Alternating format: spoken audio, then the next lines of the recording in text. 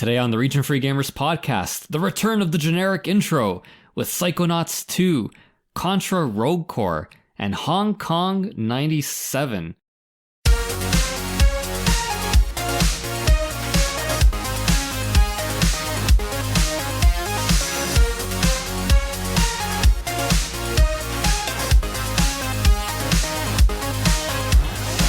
Hello everyone, welcome to the Region Free Gamers podcast, the podcast fluent in gaming.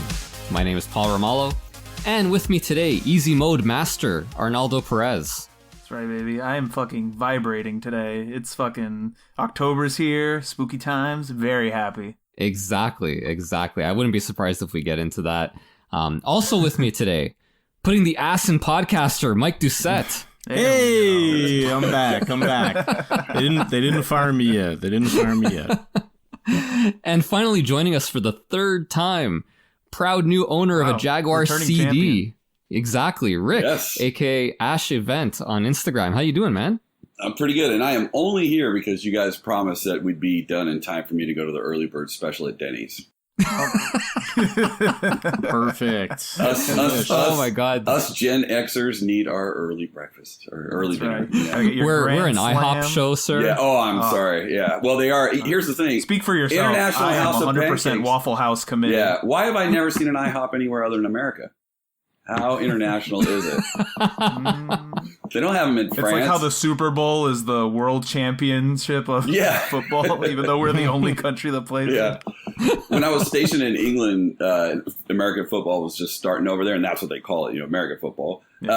Sure. Yeah. So for like the amateur teams and stuff, the Americans, our guys would go out there and play on the amateur teams. They had to have an A on their helmet. And they could never have more than, I think, 2 Americans on the field at one time per team. That's cheating. Yeah. That's typical, though. Yeah. That's typical. I didn't know. Oh, that's cool. I didn't know that. And they taught me cricket, so that was pretty interesting. That was actually pretty good as well. That's a fair trade. Yeah, man, because cricket's really super I actually involved. think you got the better end of that. Yeah. Yeah. I'm sorry, I got to tell a quick story. The most British thing ever happened to me. I was stationed there one time. And they were teaching me how to play cricket. I was on a British base, and the pilot walks over to us, and I'm like, "Oh, hey, how can I help you, sir?" And he's like, "Excuse me, lads. Yes, my brakes seem to be smoking there." And then all of a sudden, his brakes on his aircraft caught on fire, and we ran over there and put it out. Yeah, Oh my God! just super calm, Just casually walking around like, oh, yeah. I was like, this guy is the greatest man ever. Yeah. No.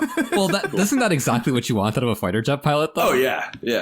Like, can you imagine Just he walks fucking up to steady you? hands. Oh my God! Have you ever seen, I gotta look this up, but there was like, I think he was French. It was like a French guy who somehow got onto a fighter jet and took off. I think he was a pilot, but he takes off in this fighter jet, like unsanctioned, takes off in this fighter jet, and he has like a full-blown panic attack, like immediately in the sky. Well, and of course then, like, he is. freaks out, and he like starts flailing in the cockpit. He accidentally ejects himself out of the cockpit. Oh my God. Dude, this is a thing that happened? He survived. I believe so. No, I'm going to he's look so it up and I'll lucky send you a link that he for survived, yeah. Yeah, did dude, survive. ejecting from a jet is not... It's more Goose than Maverick, honestly. But...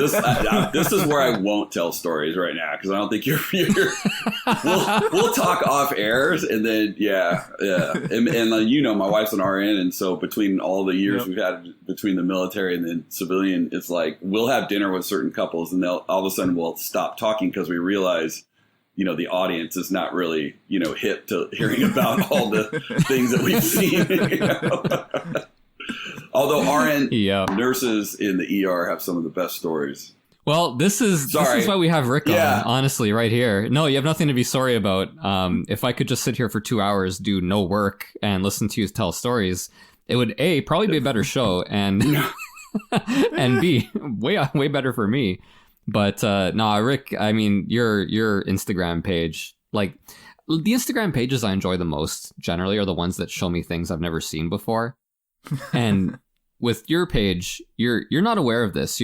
It's funny when you put stuff up, you're not aware of how people react to it, generally speaking. And you might get people click a like, and it's like, what the fuck does that mean, right? But you're not aware of this, but you sent me on an hours-long journey down the Japanese Simple 200 series, Simple 2000 series on the PS2, because you made a post with like four Simple 2000 games, and I was like, wow, this is cool.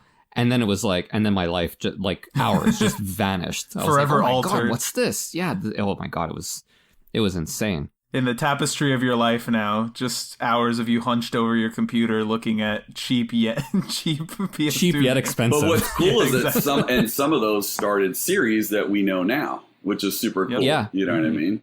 Yeah, exactly. Like Onechan Bara and that's the only one I can think of off the top of my head. But wasn't Disaster Report one? Yeah. No, it was fuck. I want to say Earth Defense. I want to say Earth Defense Force. Yeah, I think you're right. Yeah, I think that was but Simple maybe 1500 on the PS1, maybe where EDF kind of started. Anyway, even better than Simple 2000. I know, right? But I'm only speculating. It's not like that's not something I've researched in particular for this episode. Rick, also master of Halloween. I recently saw the story you posted with that giant animatronic Grim Reaper looking thing, and I was like, fuck. I was super pissed off last year when I missed out on the 7.5 foot animated werewolf. So this year, it was like this year because it's like Home Depot has these great sales every year now. And they're like, and they'll always, but they sell out so fast because they're pretty cheap. They're like $80 to $100 sometimes cheaper than the same size thing over at Spirit, right? Which Spirit knows my name now. But this, so I got a 7 foot animated Reaper that, the chest lights up, the eyes light up, and, talks about taking your soul and all this stuff. So yeah. This is sorry, go on. Last year I had a huge Halloween setup like I always do, and I always sit out on the porch with the old CRT TV and my Xbox and play light gun games, like House of the Dead and stuff like that. Yep. And I have no idea how many parents came up to me and said, thank you so much, because there's, because of COVID, there just wasn't a lot of people doing Halloween, and I had a mask and I had hand sanitizer and the whole thing, but Sure. That was great. It was great. Yeah. This is the house that every kid wants to visit for Halloween. Yeah. Meanwhile, I lived in an apartment building where nobody did anything for Halloween.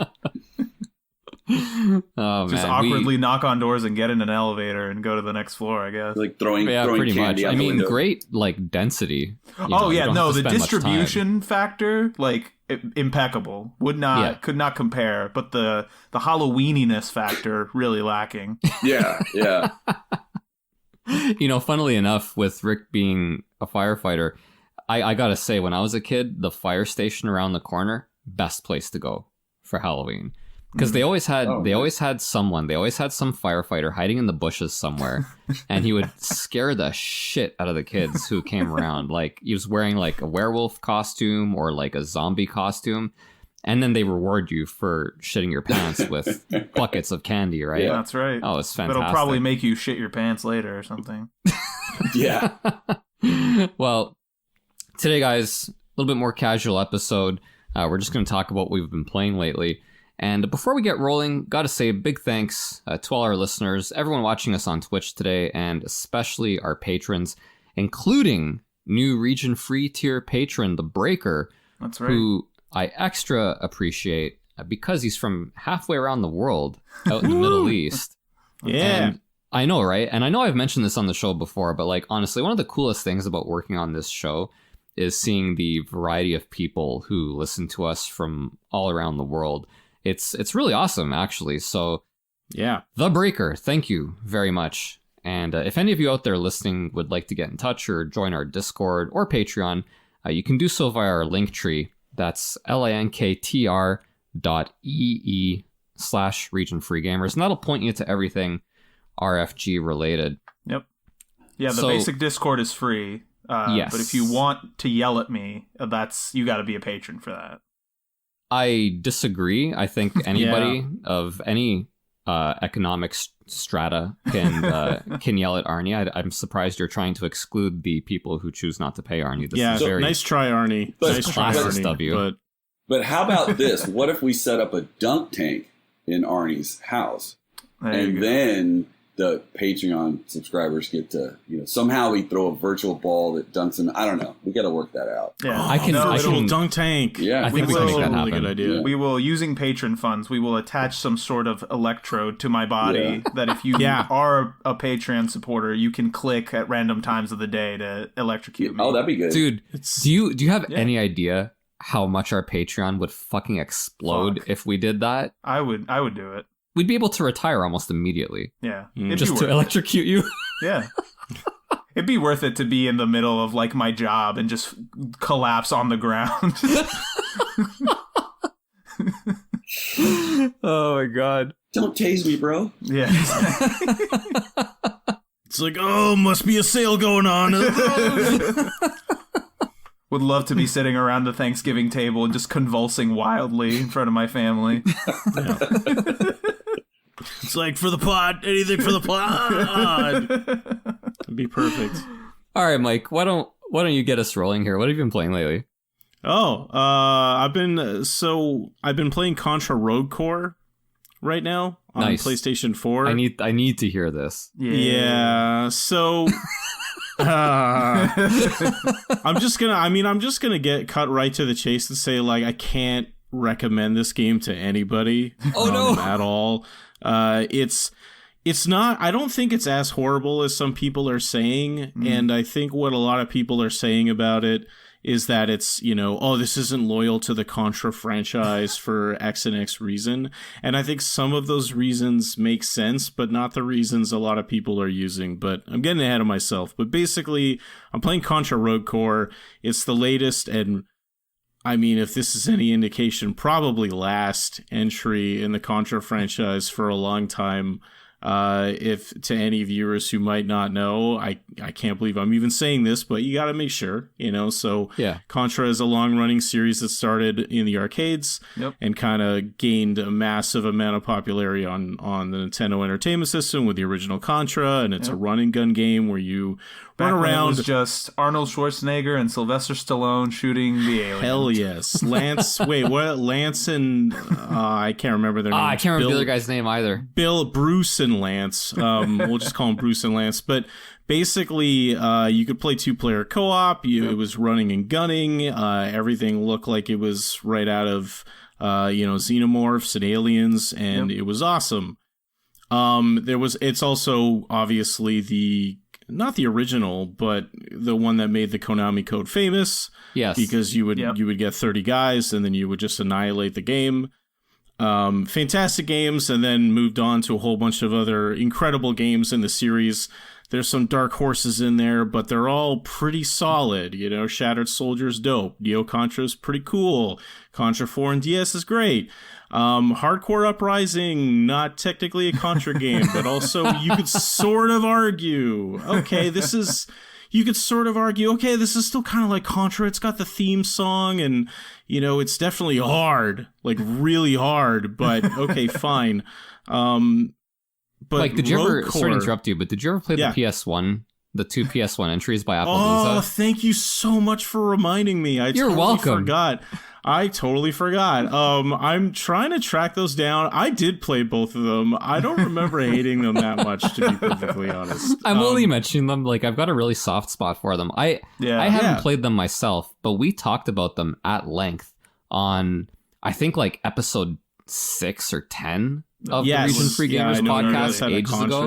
And that was the episode, I think, where, like, for the longest time, that was the most fun I had working on this show. That Contra episode was hilarious. I loved it. And those 2 PS1 games in particular were a big reason why. But anyway, I digress. It's good that you bring it up, because I think there's a lot of similarities with the criticism about 3D Contra that come out with this, right? So Contra Rogue Core is the latest one, and it's a 3D Contra game, and right away there's already a bunch of fans who are like, 3D Contra, just even that by itself, they're like, fuck this game. No, thank you. It's trash. Like, no thanks. It's bad. So that's already a thing. And then on top of that, the tone is really bizarre. Like one of the characters is a panda. Yeah. One of the characters is like a bug.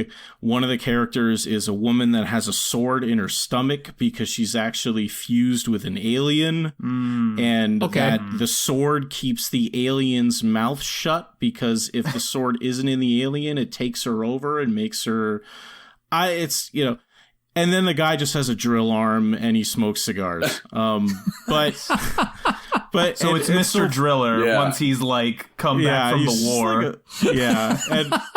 And so a lot of people right out the gate, including me, like saw the original trailers and it was total anime on prom night kind of bullshit trailer. So many people were turned off of it, including me. And then there were all the reviews and people saying, "Oh my God, it's not like Contra at all. It doesn't have the same spirit. This is terrible." And then I watched this video of this guy who basically was like, "I don't actually think it's that bad. Like, I'm this hardcore Contra fan."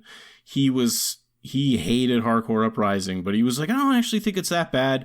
It's got a lot of the elements from Neo Contra, the body horror, the kind of biotechnological alien stuff."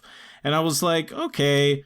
Maybe, I don't know, maybe just for fun, I'll try it out. So I played the demo, and man, so many of my horror stories this year with games are going to start with, I played the demo and it seemed okay.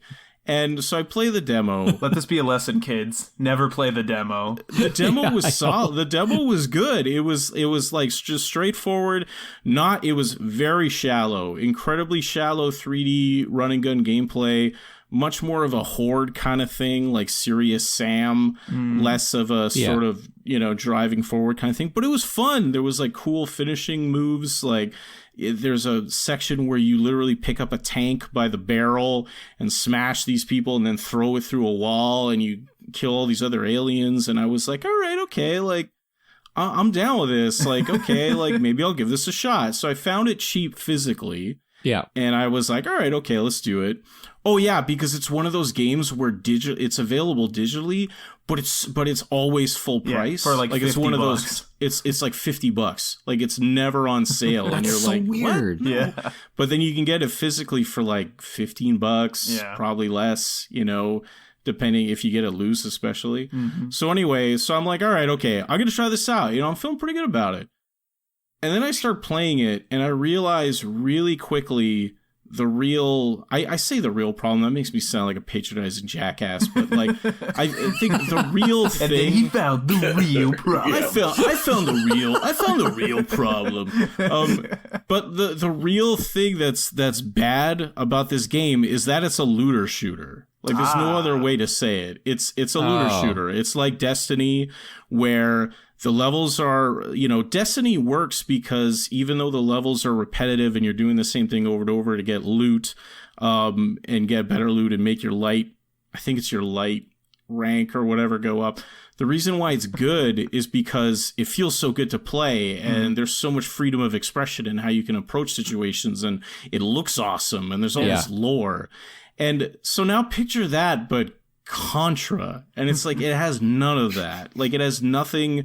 The gameplay is basic, and that's the real, I'm jumping ahead, but that's the real tragedy, is that if they had just said, we're going to make this budget 3D Contra game with a bunch of set piece moments in levels that are kind of repetitive and it's a little shallow and you get swarmed with enemies, but it's going to be fun and things are going to explode and it'll be over in a couple hours and you'll be able to play it with your friends.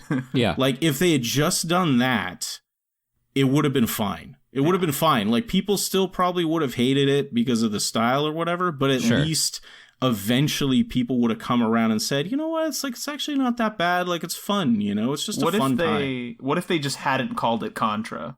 I'm saying, I think that's that's the problem with a lot of these games. Is they put this old IP on it, and it's like, guys, just make a new game and advertise it. Like, don't be lazy pieces of shit. No. If they had done again, Arnie, like I agree. Yeah. Again, only if they did that simplified version, then it would have been fine. Yeah. But no matter how you slice it, the way it is now, like it's just it's bad. Should it's have bad. been a simple. We should have started simple Series 3000. See, we've done the exactly. 3000. Now there it's time. You go. Yeah, simple Contra. Contra Simple Force. Boom. Contra Light. I would play Contra Light. I would straight up play it. And that's and it's so funny because I don't really need to explain much more than that, right? I mean, the fact is like if I just say, okay, take the original Contra. Oh, that's cool. Okay, now, so the original Contra had like 8 levels. Okay, cool. What if I make you play those 8 levels 5 times in a row, but the bosses and enemies take more hits to beat every time you're playing through it? It's more content, Mike. It's more content. Unless you get better gear, and to get better gear, you have to play, and immediately you see the problem because the biggest issue is that Contra, this is dumbing it down a lot. But Contra is supposed to be about skill. It's supposed to be just about skill. And the weapon, yes, the weapons you have plays a factor, but those weapons are even placed in strategic places for you to get them. That's part of the challenge, is to get what you need and then use what you have. But in this game, the classic weapons in this? Like, they have the spread gun and the laser and all that. They have them as temporary power-ups to your gun, and some of them aren't even. Some of them are way worse. Some of them are way worse, like way worse than the actual guns. They have the Fester's Quest gun that just spins around. One day I'm going to tell you the problem with that goddamn game. Do you know the developers made a mistake on that game? Or the guys that made the game. By making it? What happened was, when they did the game, when they did Fester's Quest, they're the guys that program it, so they're able to go to any level. Well, when the game was completed, they realized that they never put in, they were going to have level codes. So if you beat a level, you could always start at the next level. It was too late to take that game and change the production. So then they went ahead and advertised it as like the ultimate gamers challenge, when in reality they had fucked up. That's continue. There's a continue option, Rick. To your point, I think you already know this. Obviously, there's a continue option. It doesn't continue anything. No, you just start at the beginning of the game. They doesn't even screwed up, and then they just if you go back and if you go to YouTube, look up the old advertising for that game, and they talk about what a challenge it is for gamers. Like, they did that shit on purpose. Marketing should be abolished. I ate it up as a kid. Let me tell you. Don't get me started. Oh yeah. Do not get me started on marketing and video games. Sorry, John. Yeah. Is this game from Konami? Did they give the IP to somebody, or how did this come about? No, it's Konami. It's an official game. It's not a Pachislo game. Put their branding right on it. It should be. I mean, it might as well be. I mean.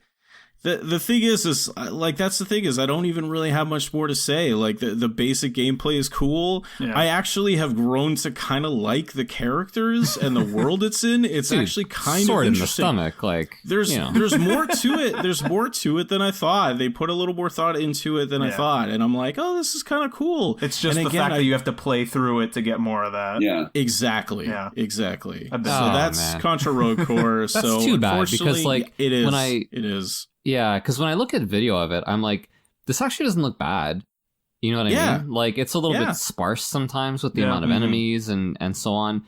But like, it looks like a good action game. Just when you look at short videos. Yeah. Mm-hmm. But that thing you're mentioning, like, I have no patience for that anymore, man. Like, this thing where you have to go back and replay and get better loot in order to beat a boss. If your boss is unbeatable because your gear's not good enough in an action game, come on, man. Like, no, that's brutal. Jeez. Yep. So that's that game. Woo! Okay. No, I do have a good one to talk about, though. The second game that I've recently been playing is a game called Sycron, which is a small indie title that was released on Steam a little while ago.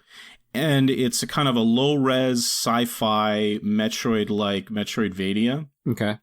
That, as far as I know, was only made by one person, or at least a really, really small team. With a great Discord, by the way. Very helpful, very positive crew. And they kind of helped me get the last... Please don't plug other people's Discords on this show. Yes, thank you, Mike. That's we don't do that here. I will say what I want. I will do what I want. You will not silence me. But anyway, so yeah, sorry, you can strike all that from the record. But Psychron's it's just a really cool little game. The visuals are very low res. If you've ever played or seen the Mutant Mud series or Xenodrift, or I think it's Zeodrifter. Zeodrifter, yeah. It's kind of similar. It's kind of similar to those. I think it has a little more kind of atmosphere than those games. It actually even had it literally has some sections where between the kind of music being this sort of kind of atonal synth work and stuff, like it actually creates kind of scares even at times, like very reminiscent of kind of OG Metroid. And it's just really good. Like it doesn't try to do. I think what made me so happy to kind of play it and why I was enjoying it so much was that the fundamentals were rock solid. Felt good to play. Moving through areas was quick. The maps were just big enough that you would find yourself lost and kind of check the map, but also not so huge that you can't create sort of a mental map of it. There's fast travel systems involved. The skills that you acquire, they're standard, but they're kind of well implemented, and there's good shortcuts and paths and secret areas. In fact, some of them you even kind of get little rewards for finding them too early, which I'm always a big fan of. There's always this little moment. I found this one room, and there was a panel where typically you get some there's not much plot exposition, but you might get a little bit of plot exposition, and I found this panel and it just said, "You're not supposed to be here yet." And so little things like that is fun, and it's kind of like, oh, that's cute, you know, and you just sort of play. And definitely recommend it if people are kind of jonesing for something like that. I know that right now the whole Metroidvanias are always kind of in fashion, and it doesn't seem to be going anywhere soon. I know now it's much more on the brutally hard, verging on Souls-like kind of thing is sort of the big thing to do now. But if you want something that's a little more, I'm not saying it doesn't have challenge, but if you want something that's a little more old school in its sensibilities and is just really does a lot with a little, I think it's a really great call. And so that's Sycron. It looks super, super smooth, I gotta say. Yeah, it's great. Would you, does it fit in well with the rotation now near Halloween time? Or is this something I want to play, because you said there's a little bit of scares, it's a little bit unsettling. I don't think so. I mean, I don't want to... I could recommend you some for more Halloween time, but that might tread on a future episode. Just hint. But I wouldn't say there's quite enough to kind of spook you. Gotcha. In that sense, but there's enough to just really set like an interesting atmosphere and there, and also it reminds me a lot of, if you guys have ever played, I don't know why it makes me think of this, but it reminds me a lot of the letter V 6 times. Ever played that? You're talking about Yes. I never know what to. I honestly don't know what to call it. Dude, nobody does. It makes me feel like a jackass whenever I name it. But no, man, they earned it. They picked that name on purpose. They're watching us squirm. I mean, side note, I think the worst name. Man, I picked up the worst name for a video game. I think is One. I was thinking a lot about it on PS1. Really? It's One. It's so bad, man. It's not great. Name. I mean, it's not. I don't mean it's horrible. I mean it's horrible as in like telling people about it. Yeah. I remember I was at the retro shop and I was like, "How much is One?" And they were like, "Well, I don't know." And I just asked them about another series, and they were like, "Well, I don't know if I have the first Lee's one." And I'm like, sir? "No, I meant one, the game one, the one with a barcode." And they're like, "What?" And I'm just like, never mind. It doesn't help that not many people know about it either. They went to the Xbox school of naming, That's yes. God, damn, that was the dumbest thing. I hated that shit. I don't know how we ever beat Xenosaga 2 Jenseits von Gut and Bose. Dude. Like that's an all-star terrible name. Is the third one the one that's Thus Sprachen Zarathustra? Thus Sprach the Zarathustra. Yeah, Thus Zarathustra. Yeah, it's sick, dude. That's so good. I love. That's a sick Nietzsche deep cut, and I am here for. I know. I love it. I love that shit. No, for mine forever and always, just because I love watching Paul say it, is Utawara.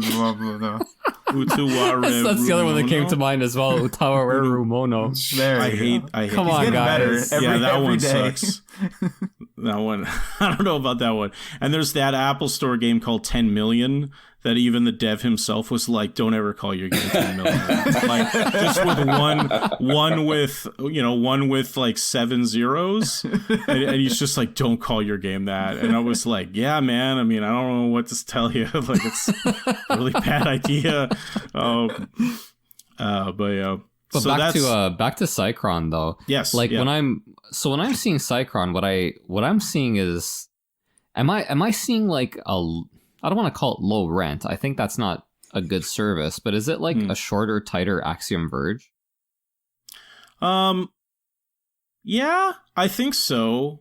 I know what you mean too. Like you're not necessarily, it's not a reflection of the quality. It's just like it's definitely a shorter game. Like you can probably knock it out in like 3 or 4 hours and 100% it, which is great. You know, like we've obviously talked about this already. Yeah. And also like great for speedrunning, and those options are clearly presented. There's definitely sort of moments where you can sequence break and things like that. So it has all that too. And again, like the Discord community is, you know, it's interesting, man. It's tight. Like they're pushing each other for better times, and the channel is there for people trying to find ways to break the game. It's really cool, you know. Right, and the creator's there too, and he's responding to all this stuff, and I'm sure they're having a great time kind of seeing people break their game. Like that's always one of the coolest things. I remember a friend of mine when he was working on Guacamelee 1 and 2, and he would see how people would,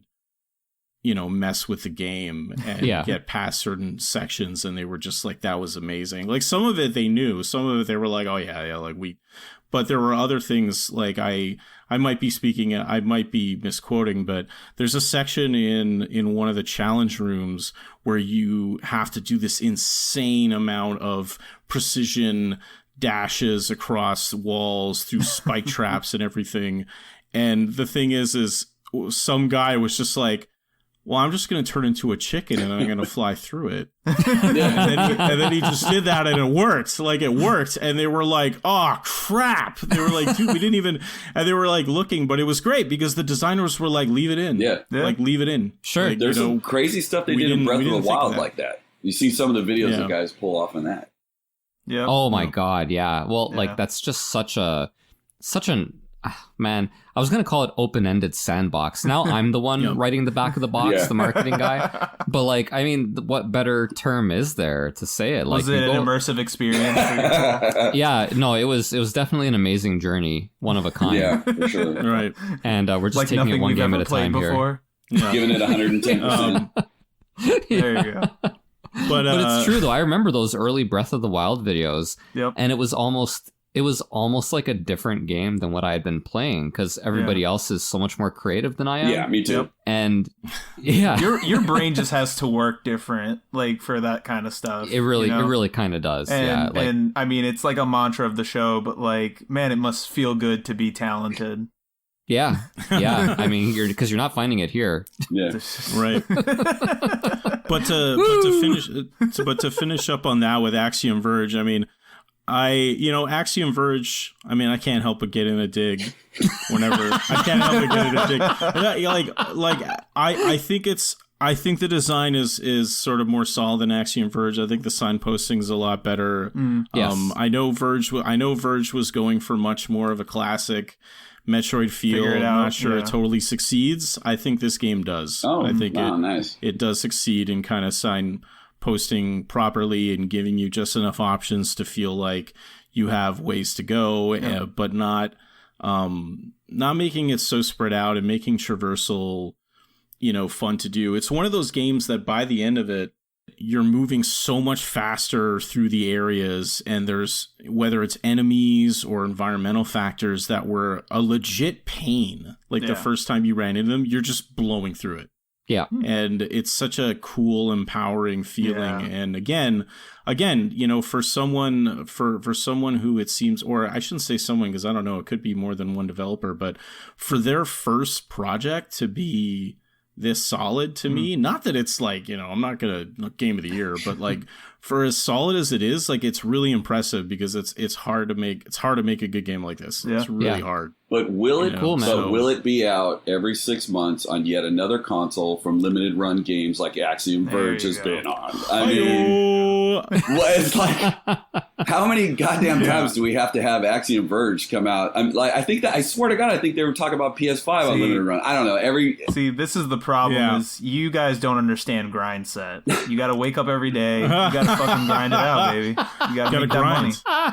What? I mean, grind set. I haven't heard this one. Oh, sleep in a bush. You gotta be on your grind. That's your mindset. And wasn't it the only Wii U title that they released on limited run games was Axiom Verge, or was that something else? Maybe. Good question. It might have been a different publisher released Axiom Verge. I don't think it was LRG. I think, but I do think maybe, you know what? Maybe I'm wrong. Maybe it was LRG. But they definitely released the Wii U version. I saw it on store shelves. Because I remember I was all excited. Yeah, okay, I'm wrong. That there was going to be a new Wii U title. Not that I, play my Wii U that much, but and I couldn't get it. And I remember when it came out, I was like, oh shit, it's just whatever it was. And I thought it was actually Verge. I'll have to look it up, but I just remember thinking, oh great, it's something that's already been out there 50 times. It could have been. I could be wrong. I mean, I was praying for the Fatal Frame, Made in the Blackwater, which is now coming out. What was it called? Like Hawaii Shakedown or some shit? Shit, that's right. That was another one that came out well after the system was gone. Yeah, I have that one. Yeah, that one wasn't from Limited Run Games. It was from somebody else, but yeah. Yeah, that's from somebody else. I have that one. Fucking, what is it? Real strictly limited, special amazing, reserve, super rare games, special reserve games, very you're not gonna afford this soon games. Yeah, exactly. At least super rare just kind of tells you, But I suppose Limited Run does as well. But Limited Run does that thing where they publish a game and then another publisher picks it up and releases it anyway. And I'm like, oh. Fuck. Well, there's the whole, and I get it, but there's a lot of people super pissed off at them because of the whole kiosk thing. It's like there's only 500, and then all of a sudden there's another 100 that pop up at a kiosk somewhere. It's no, wait, there's not. You know what I mean? Really? And that thing, to me, it doesn't matter because I'm buying from them when I want to play or want to check out. I'm not. Yeah. Exactly. So it doesn't. I don't care if there's, as long as I get mine. I don't care. Yeah. Streets of Rage 4 was a big one where it came out afterwards, and people were. I know. Yeah, I'm still pretty salty about that, to be honest. I remember in Discord, Ozzy gave me some kind of reasonable explanation for why that happened, and I almost kicked him out of Discord. I'm like, I don't want to hear this. Okay, just let me be salty about it. And LRG sucks. And that's let me tell you about our next guest on the podcast, Paul. Yeah. So I've been emailing back and forth.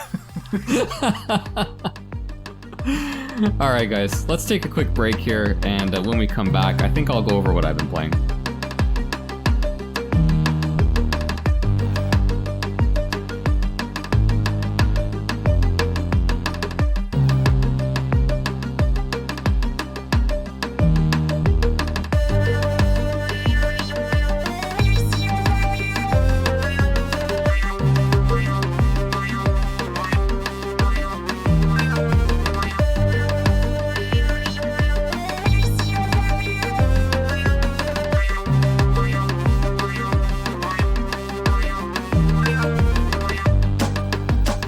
Alright everyone, we're back. And I guess I'll go next with what I've been playing. And honestly, what I've been playing is a lot of games for future episodes. So there's not much as far as spoilers. I've been playing I don't want to mention it, right? Because all our episodes are supposed to be surprises. That's right. But I mean, aside from some stuff like the Atelier Esca, because I talked about Atelier Aisha the last time we were on. Yep. But really, honestly, the big thing for me to talk about was my time in Toronto. I finally went back in early September, and I got together with some people that we've met through the show, which was awesome. I've heard that's very dangerous to meet your internet friends in real life. It is. It can go wrong, and there was a small. No, there was no nervousness at all. I mean, whatever. We'll have to ask. We'll have to ask if we'll have to ask, like, is it okay to meet your heroes, guys? It's not. That's right. It's not. I can only disappoint by meeting these people in person. I felt kind of bad for them, honestly. I know. I would have felt the same way. I would have been like, I'm sorry. But yeah, I met up with John, and guys, you won't believe this. We pulled up some games on Xbox Game Pass to play while I was at John's place, and that was a lot of fun. His wife is lovely, and Nice. And it was an absolute pleasure. And I also met up with Ryan, who's a regular listener, living in bits, and Cam, who's been on our show twice, talking about, what was it, Castlevania and That's NBA right. Jam. I think he was on those episodes. So we went over to Cam's place, and Cam has I don't know, I don't want to say legendary, because that might be overselling it, but his game room is top tier. Yeah. Great collection. Yes. Everything is set up well. He has an X-Men versus Street Fighter. I don't want to call it an arcade cabinet. It's not quite that. He has it mounted like on wheels or something, and gotcha. It's got like an arcade monitor. We had a game of that, and then it was time to actually start picking games to play. Well, no. Did you win the X-Men at X-Men versus Street Fighter? Yeah. Like, kind of. Because what ended up happening was I won by timeout, because the arcade cab settings. Dude, what do you want me to tell you? We didn't have the correct settings. Like, we should have had more time on the clock. Huge asterisk on your championship. You won in the bubble. Dude, I'm not saying that I beat him. I'm saying, you asked me if I won. I said, kinda. I didn't say I iced his ass. Like,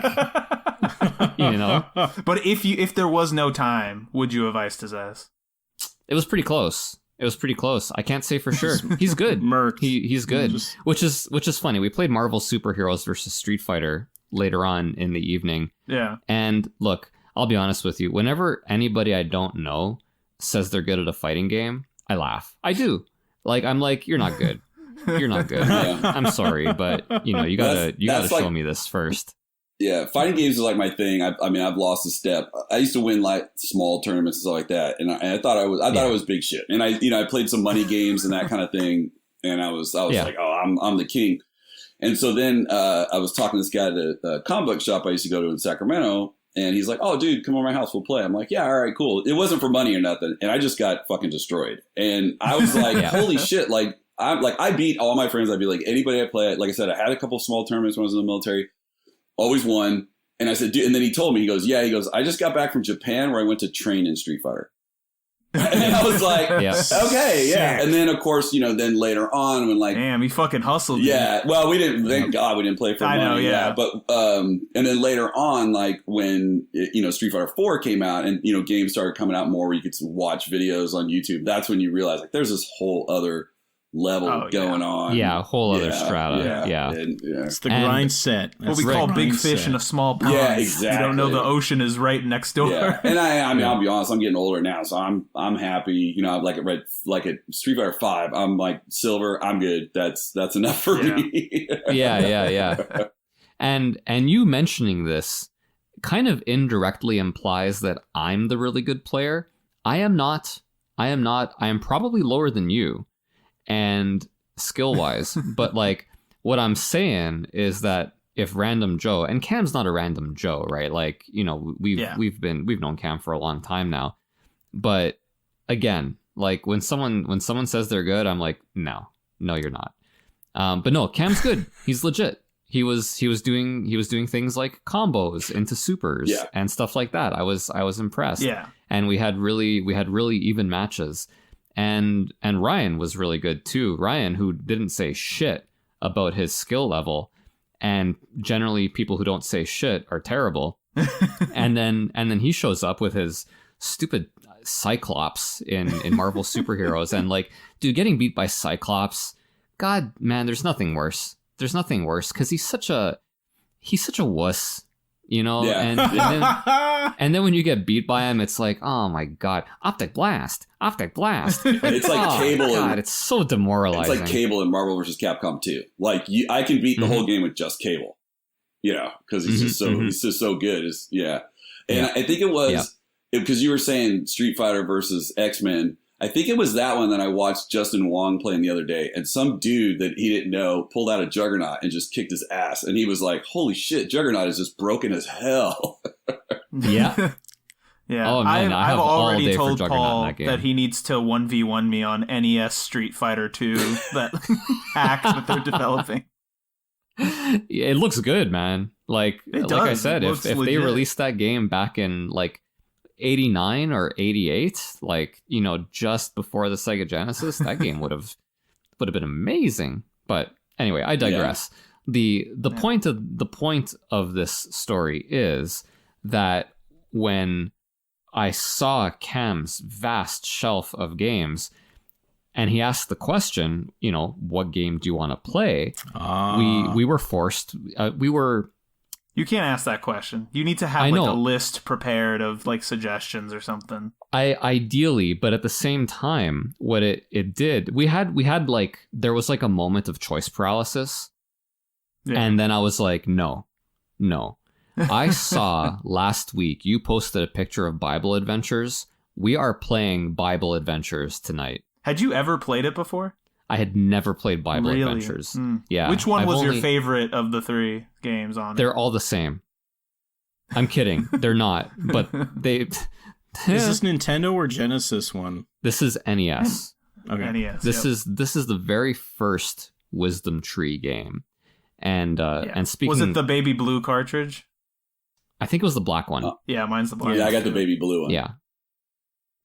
Damn it. I can't believe we're having this conversation. That's the good one. That's the one I like. Is it? Well, I mean, it's fucking just because it looks nicer. It looks like different. It stands out a little bit more. In the eyes of the Lord, they're all beautiful.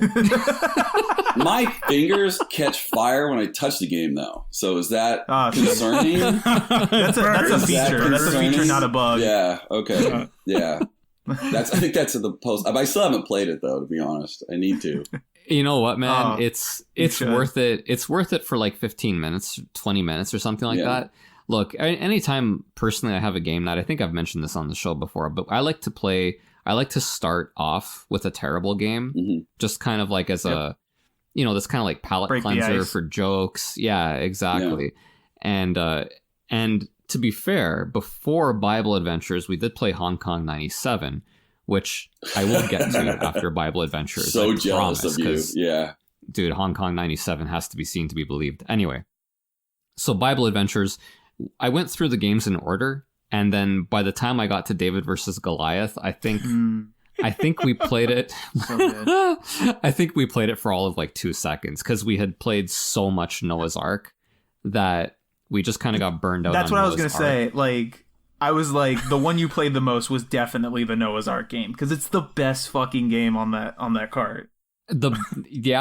Relatively speaking, it is the best game on the cart. You get Noah to climb some trees. He can like fucking Olympic like clean and snatch a fucking shredded, cow. Man. Dude, he's but you can't, jacked. Dude, you can't jump with the cow though. No, you cannot. That's what you learn. Yeah, anytime any other animal you're okay.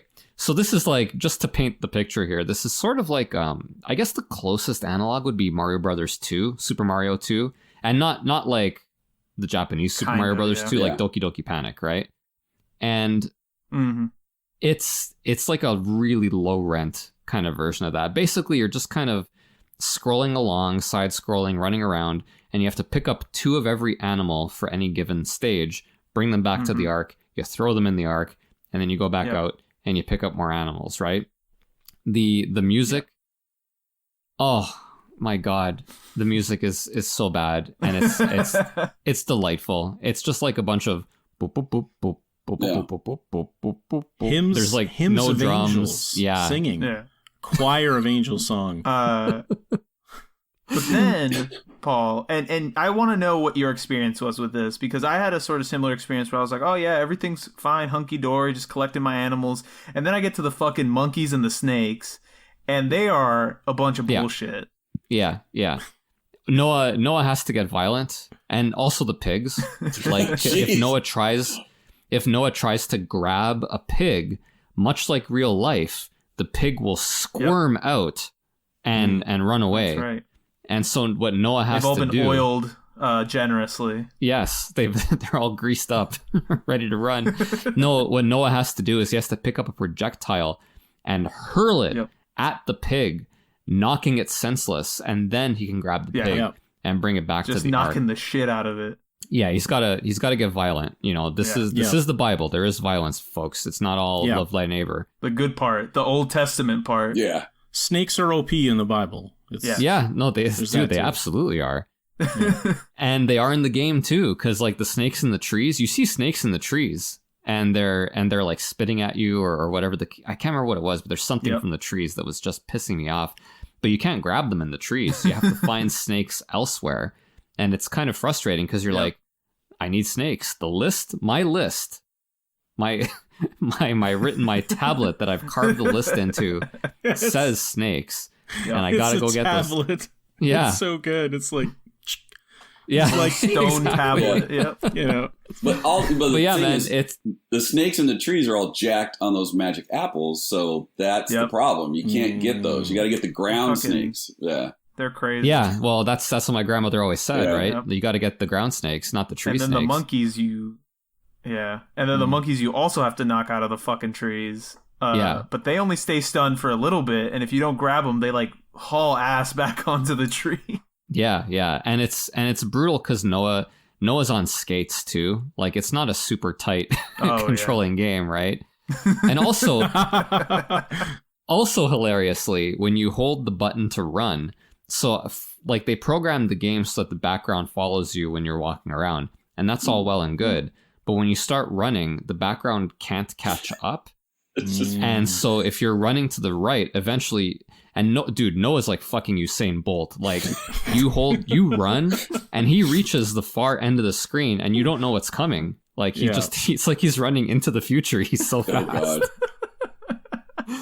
So yeah, no, it was jokes. Like I think we did end up completing the first level of Bible Adventures, and then we got to the second level, and I looked at I pulled up the tablet, and Noah had carved in new animals to go fetch. And then we did that for about, I'm going to say 20 seconds, and then realized, this is pretty much the exact same thing, except kind of, in a way, more annoying because the animals get more difficult to catch.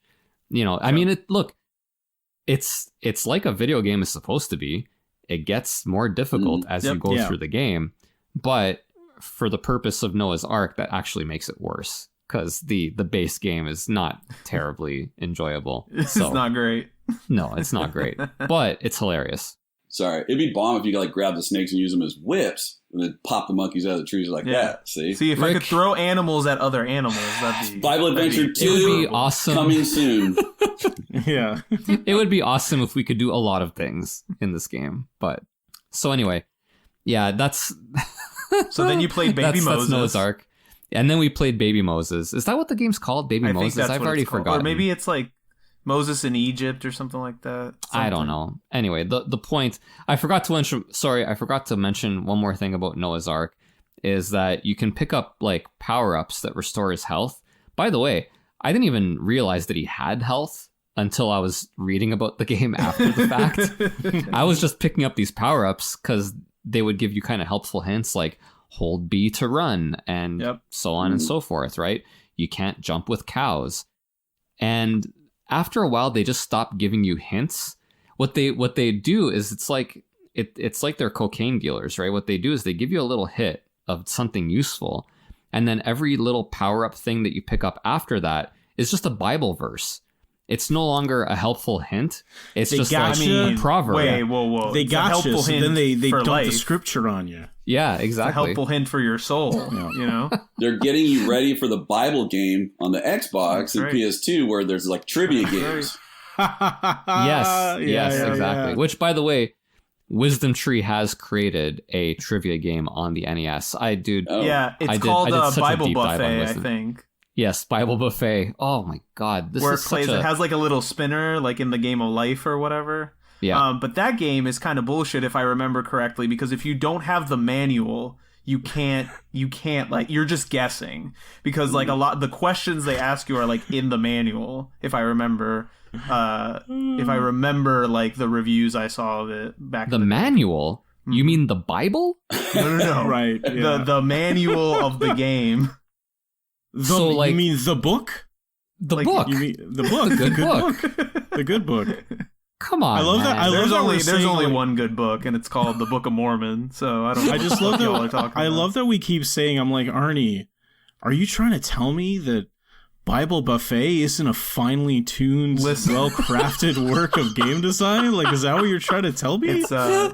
It's better than Anticipation on the NES. Which, by the way, we also played that evening at Cam's, and again, that was another one where I saw. What's the game that like is basically just like a fortune telling thing on the NES? Taboo. Taboo. The one. Sixth Sense. Fuck. Dude, I was fascinated with that game when I was a kid. So how was I'd see it in Anticipation? Cool label. Anticipation was way more fun than I expected. Really? That's yeah, cool. I mean, look, when you set your expectations low enough, anything's good, right? Yeah, it's true. But it was actually legitimately fun. We played it for more than one round, and Cool. And it was actually it was fun. Like the people on the cover, they look like they're having fun, and it's not illegitimate. Yep. You know, it's actually a fun game. Who knew? Anyway, just to finish up with Bible Adventures, Baby Moses. Yeah, I played that one after. Basically, you pick up Moses the baby and you have to traverse a level to get him somewhere away from the Egyptians, I think it is. Like, you have to save him from the Egyptians or something. Yeah. And it is possible. Look, it is possible to take baby Moses and hurl him, and then he's perfectly okay. And I thought that was just great. And it is possible to make it to the end of the level and beat the level without Moses. Mm-hmm. Which then they're kind of like, it's weird. It's like congratulations, but then you have to start the level over again, which is kind of the worst type of punishment they can levy against you for not bringing Moses along. Anyway. Yeah. That's what we're if I talking remember about. correctly, there is a river, some sort of body of water running through the bottom of the screen, or like some portion of it, and you can chuck baby Moses into the water. Of course. Where you can't get him again.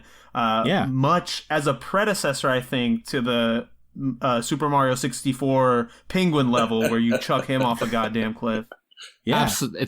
Dude, 64 obviously a ripoff. Yes, you know, let's not kid ourselves. Absolutely. Yeah. It's legendary. The line at the end of the level, if you don't take baby Moses, is legendary because it says, "Great job, but you forgot baby Moses." And it just says it like that. It's so good. It's like, oops, I threw him in a river. I thought that's where he was going anyway. I mean, to me, that's the thing. It's like, isn't that where he goes anyway? Just throw him in the river, dude. Yeah. You're like, it's so much easier without baby Moses. And then you just get through the level, and then it's like, nah, you forgot him. I'm like, just why, Rob Gronkowski spike baby Moses into the water. He doesn't get hurt, so I'm upset. I was hoping he got to play as baby Moses, and he was adorable, you know, like oh my god, so good. You know, missed opportunity. Yeah, for it's sure. Just a reskin of Baby Boomer. Yeah, but with baby Moses in it. Yeah. I'm sorry, I can't get out of my head now. Like, Rick brought up Bible Adventures 2, and all I can think now is a Kickstarter for Bible Adventures 2. Funny you should mention this, like, Mike, because Wisdom Tree still exists. What? Yes, really? Wisdom Tree still exists, and in 2016 they started a Kickstarter, not for Bible Adventures 2, but they have. I can't tell you how much time I wasted that I'll never get back reading about Wisdom Tree. Like, it is fascinating. But they made a standalone console, much like the kind of like the At Games Flashback for the Sega Genesis, but way better because it's the Wisdom Tree Arcade. Arc spelled A-R-K, you know, for obvious reasons. And they kickstarted this thing in 2016. It was successful. They met one stretch goal, and these consoles are out there. Now that I know this exists, I want it more than I've wanted anything in my entire life. Oh my What's the controller look like? A cross. Dude, It's a crucifix. That's what I'm wondering. Like, what's it like? I'm like, the joystick is. I mean, that's a slam dunk. I'm super excited now. And I love horrible. I know, right? Shit, like, I mean, not you know. What I mean? I wish I hadn't mentioned this on the show because now people are gonna be looking the price for it. of this thing through the Yeah. God, I should have waited. The so free sick. podcast effect. Oh, geez, man, we're like Metal Jesus here. thing. And Chris is asking in chat if they remade Noah's Ark 3D. Yes, they have remade. Fuck yeah. And by the way, it's 3D Noah's Ark. Let's Yes. be clear. Yeah. These That's things true. are important.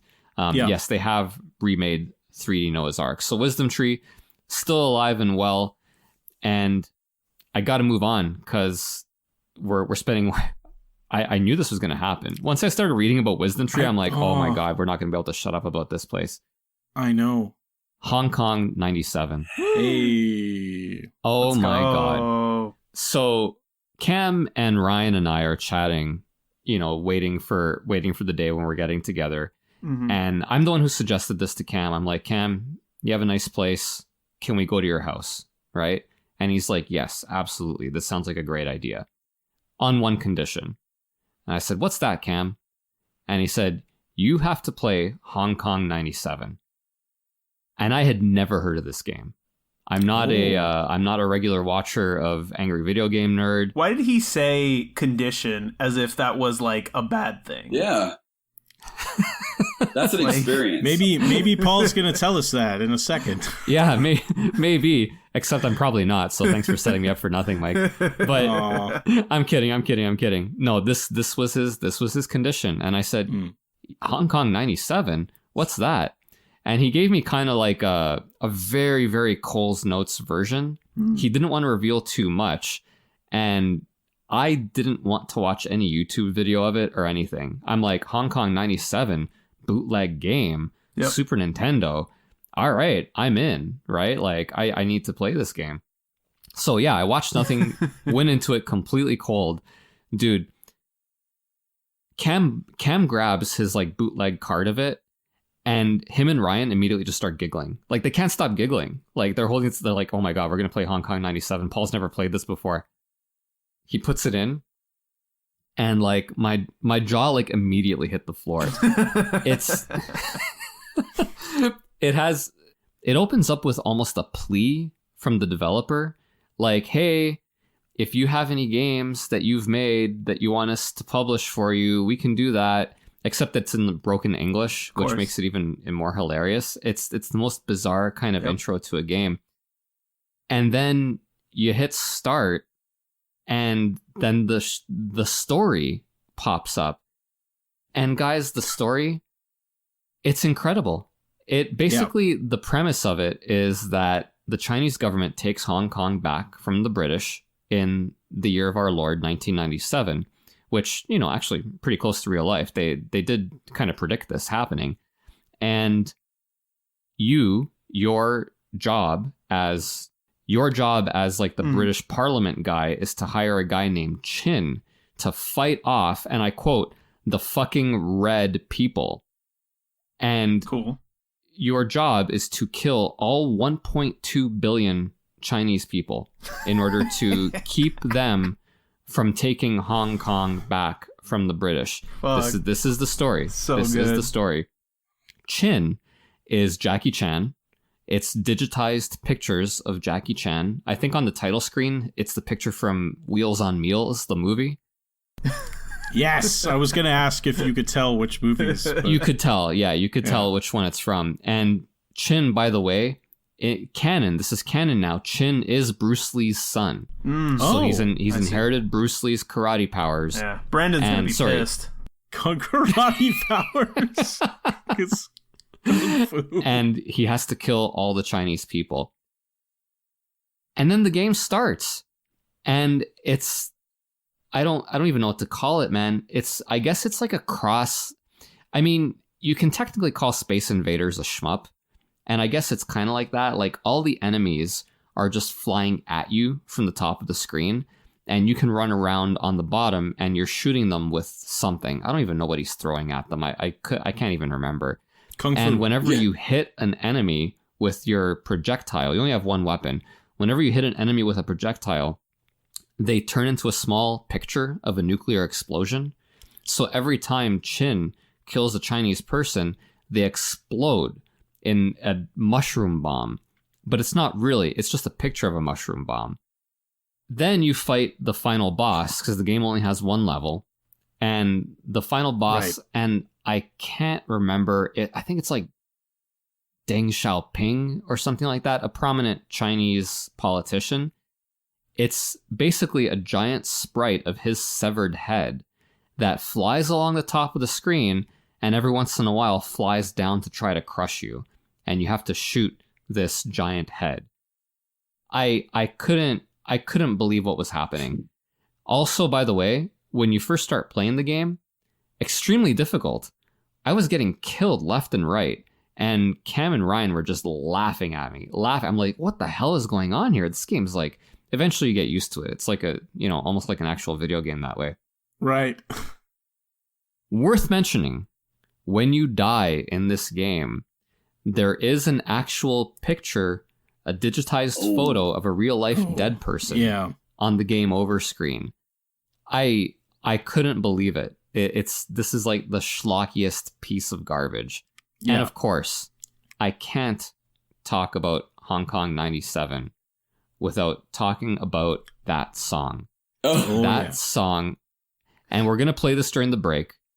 It's like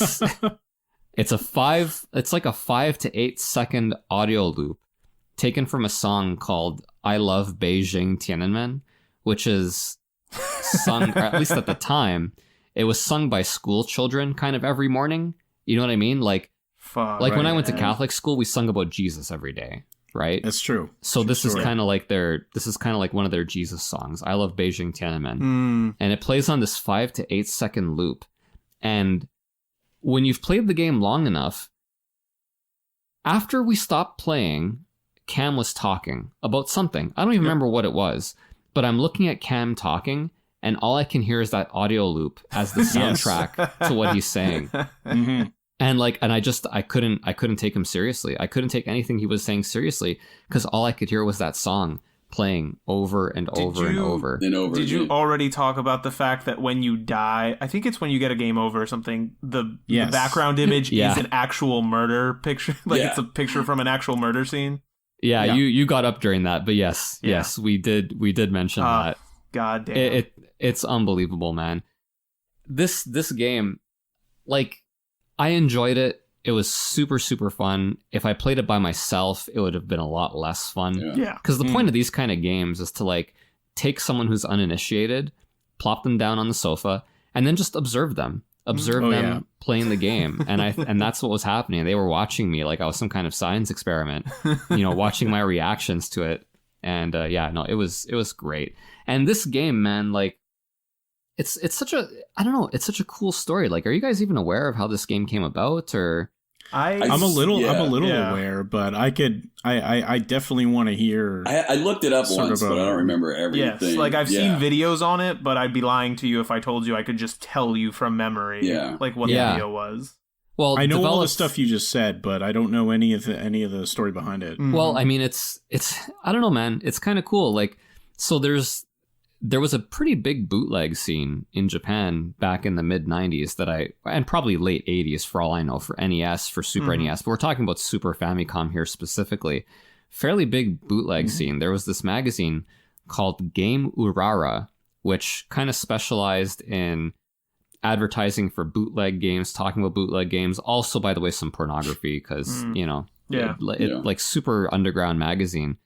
And so this guy, Yoshihisa Kurosawa, or Kowloon Kurosawa, as he went at the time, he wanted to make, and this is according to him, he wanted to make the worst game ever made.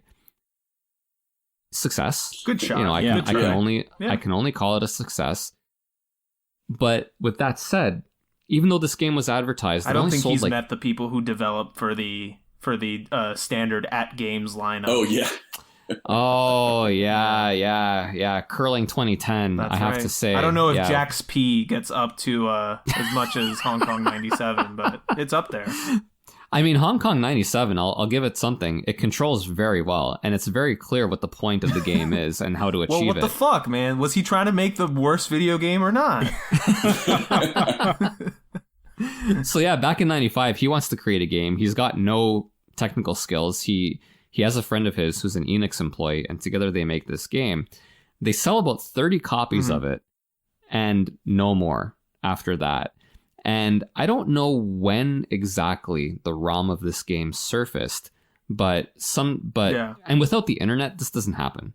This is nothing less than an internet success story. I blame the internet for a lot of shit going on in our world, but it also giveth Hong Kong 97, because people are passing this around and they're hyping it up. Yep. And then eventually Angry Video Game Nerd does his episode on Hong Kong 97, and it explodes, and everybody's got to have it. Everybody's got to play it, right? But still, nobody knows anything about this. It wasn't until 2018 that internet sleuths actually found the developer, and then he started giving the backstory on how it was made, 23 years after the fact. So, yeah, the point of the game really was kind of like this anti-communist, you know. I wonder if this is like a Tommy Wiseau situation where he really made this earnestly, and he was like, fuck, this is gonna slap, like people are gonna fucking love this thing. And then everybody started laughing at it, and he was like, I was trying to make the worst video game of all time. It was like I was purposefully doing bad on purpose. I don't think so, dude. This apparently, according to him, and we can only take his word for it, right? I mean, who knows? But according to him, the game was made in just 2 days. And I believe it. It shows, like when you're looking at this game, it doesn't look like a labor of 6 months, right? It's pretty fast and, pretty dirty. But even just Happy Soft, this bootleg, they can't even be called a developer. They were a publisher.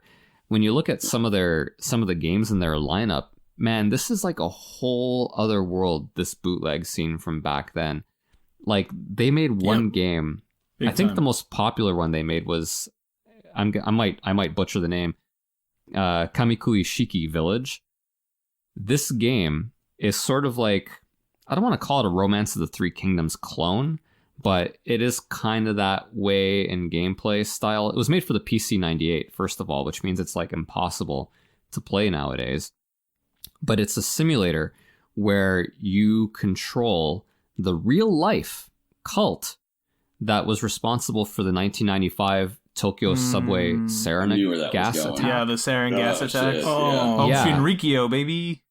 Yeah, and you actually take control of the cult, and the point of the game is to recruit new people to the cult and build up your cult such that you can successfully pull off the attack in 95. Unbelievable. And there was a time which that attack actually wasn't successful, but I'll tell you off air where they messed up. Yeah. But there was a time because I vividly remember growing up in like the early 2000s or whatever, and you would go to Newgrounds, and there was shit like, Columbine Simulator, or like fucking, whatever, stuff like that. People have been doing that kind of stuff forever. They really have. But it's really interesting going back now and looking at some shit like this and being like, wow. Yeah, absolutely. They were doing it even back then. So now the only thing to say about it is that the game does not glorify. It really It really takes it really just takes shots at the cult. Like, a lot of the things you do are really stupid. Yeah. And they take actual footage from news reports and make the cult look really bad and so on and so forth. So, I mean, you can look at it either way. You can look at it as they're taking something that was horrible and kind of, I mean, they can't have made much money off of this. Yeah. But on the other hand, you can look at it and say they were really kind of, taking the piss out of the cult. So it's not Postal. So it's not Postal. No, certainly not. Yeah, right. Yeah. Anyway. Any questions about Hong Kong 97 before we go to break? I mean, so many. I don't want to be spoiled. I still haven't played it, but I watched video of it. Now I wish I hadn't. I would love to have seen them record your face when that came on and you played it. Yeah, that was good content that you just let slip through the cracks right there. Yeah. God forbid we experience something like actual people and not just focus on recording it for posterity. Get the fuck out of here. What is this garbage? All right, let's take a little break. When we come back, Rick's going to talk about what he's been playing.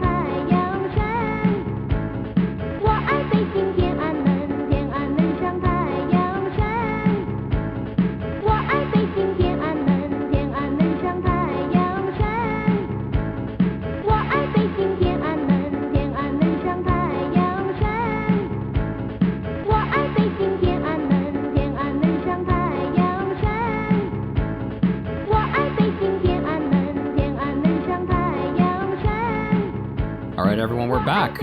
Rick, tell me what you've been playing lately. So I just started No More Heroes 2. Oh, right on. And nice. Which is, I think the thing about that game, and I don't want to talk about it too much because I just started playing. It's not fair to do any kind of, but for me, if you're the type of person who played the original 2 and you've been just kind of wanted to play the original 2 again, almost, that's kind of what this is. There's a few new things.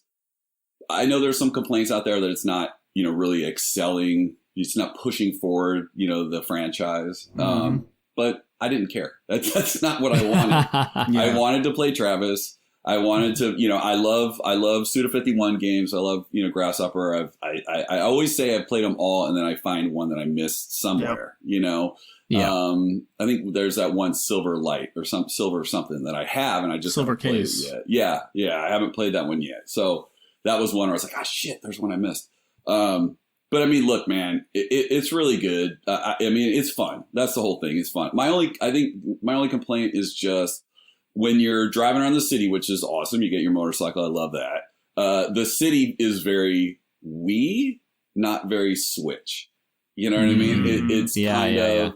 It's a little blocky, and like you'll see Travis is this wide and the alleyway is that wide. So I should be able to walk into it, but I don't. I just hit an invisible wall, and I'm like, and since you have to, there are things you need to collect around town, which would have been awesome if you could kind of like climb around and search, and you really can't climb buildings and do that kind of thing. Yeah. So the city's a little bit of a disappointment, but you get to mow the lawn. So, I mean, you get to mow the lawn again. So that's good. Yep. All the classic mini games. I also like the fact that certain battles that you find around town, they're pretty easy, and so you can just kind of grind them out. If you're not beating a boss or something like that, you can just go to these areas and you just can rack up cash and then just kind of upgrade yourself and build and level up yourself and buy other things. And so that's kind of nice. So it's kind of like, hey, if you're awesome player, you can kind of fly through that stuff. If you're, maybe having some difficulties, then you can just go grind some stuff out. That's not painful grinding, for me. Yeah. That kind of thing. And of course, I've only had one boss battle, but it was awesome. And it lulls you because everything's so easy. And I had that first boss battle. I'm like, oh shit. Even though I knew what was coming, I could kind of figure out what I was supposed to do. I still died a few times. I'm sure other people will be like, it was the easiest damn thing in the world. But I died a few times because I have a problem with not always reading the directions. So I never figured out how. I had sushi with me, but I never figured out how to eat it. And I'm playing and I'm like, I don't know how to do that shit. And then I'm like, you know what? I'm not going to eat sushi. No, I'm going to beat this boss without, you know what I mean? Without filling my health halfway through. So then and it wasn't painful to keep fighting the boss till I did that. Yeah. So I don't want to go too much into that, but I'm enjoying it right now. And then I'm right at the end of Catherine, which is interesting. For me, probably the scariest. I think any decent guy that's been in a relationship with a woman will admit that is the scariest game of all time. So, just a quick question, Rick: are you playing full body or are you playing the original? The edition? Original on the 360. Yeah. Oh, nice, nice. So, I made it to the baby, and then I was like, "Fuck this." It's a fascinating game, man. It's really. I gotta go back to it for sure. I'm at the end right now. I'm on the last day or the last night. Yeah. It's obviously like a lot of the themes that it deals with, it obviously does it in a bit of that anime lens. So there's definitely some kind of silly liberties taken. Yeah. But it's also really, I mean, Rick, maybe, I'd love to know what you think about it because like you've just played it, but you know, it also deals with some themes in some ways that are actually pretty mature and pretty nuanced in terms of like relationships and, you know, what you kind of want for yourself and what makes more sense for somebody and things like that. And like, you know, the things that we sort of tell each other and the things that we think other people are going to want us to say or that are the right things to do. It's interesting.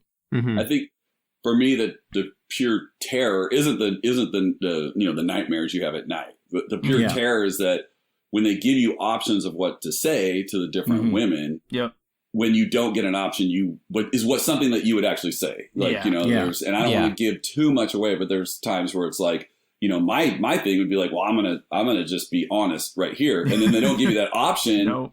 And now you're like invested in this characters. And you're like, oh my God, like you want to reach to the screen and grab your character and make him say something that they don't give you an option. And they do that on purpse. I'm going to get it, you know? Yeah. Cause you know, for me, the game would be over in like 5 minutes. Cause I'd be like, I would just, you know, tell her everything. I did. I'm so sorry. Yeah. And then they would, you know, she'd shoot me or something and be over. But so yeah, no, it's really good. I'm at the end. I have a little problem though, because,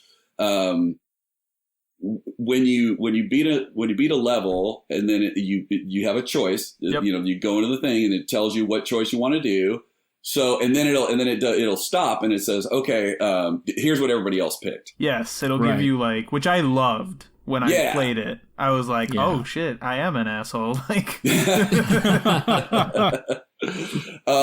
but it gets to that. I'm at like I said, I'm on the last night. I think I beat 2 of the 4 nightmares. And it just gets to that screen and that's it. Like it just, it acts. So I'm wondering if I take it offline because I'm playing it on my Series X. And I'm wondering if I take it offline and then, you know, then it won't look for those answers. Yeah. And maybe I'll get past that and stuff. And it did it once before and it stuck before. But then I played it another day and it was fine. And it worked. Yeah. And then I got you know, my thing is I have Game Pass. So, I mean, God, man, I start one thing and there's 9 things. And then it's like, you know, and then now it's just getting to the part where I look like, okay, what's leaving Game Pass soon? So that I only have a month. Because I got to play that stuff.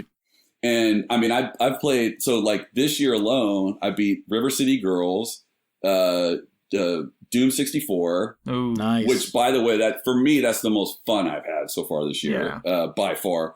Quake, and then the Maneater DLC. Right. Yep. That one I think I had to pay for, but I'm not sure. I know the game itself was on, and I already bought it. That was my game of the year last year. Not that it was the best game, but it was my most fun game. The most fun game. That's your game of the year, man. Last year. Yeah. For me, Maneater for sure. Yeah. And I'm working on it. I should have a fun picture for the 31 days of Halloween on my Instagram on that one. I got it all planned out and shit. This is obviously toy sharks and baby dolls are involved.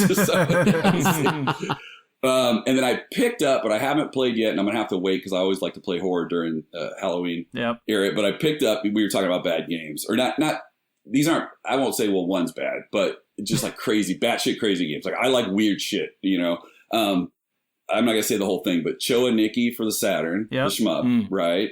And then and then I picked up Strip Fighter for the TurboGrafx. Haven't heard of that for the one. PC Engine. Wow. Oh my god, dude, that game! I remember when I was a kid hearing about Strip Fighter and being absolutely fascinated. I'm like, oh my god, I have no idea what this is. I've never heard of this. Like, dude, it's a really shitty Street Fighter ripoff.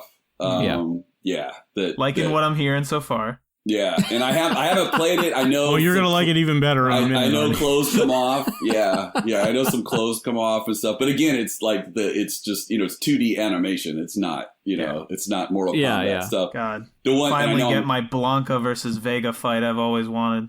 Yeah, there you go. Now here's the thing, real quick, because now I segued into another. I bought a lot of Japanese Saturn games, right? Just a lot. I had no idea what's in there, and there's a couple of dating sims. I'm a little bit. So one of the games, and I can't even pronounce it, but it's rock paper scissors. It's strip rock paper scissors. So a Japanese gal comes out. It's full motion video. She comes out and she dances around, and the music's hilarious. And it's, you know, it's like they got the shoulder pads on and the whole thing because of the time frame, you know. It's not 80s, but he's coming out in like a fucking power suit. And like, right. Yeah. Well, one's got a tennis outfit, and there's, I mean, the whole thing, obviously.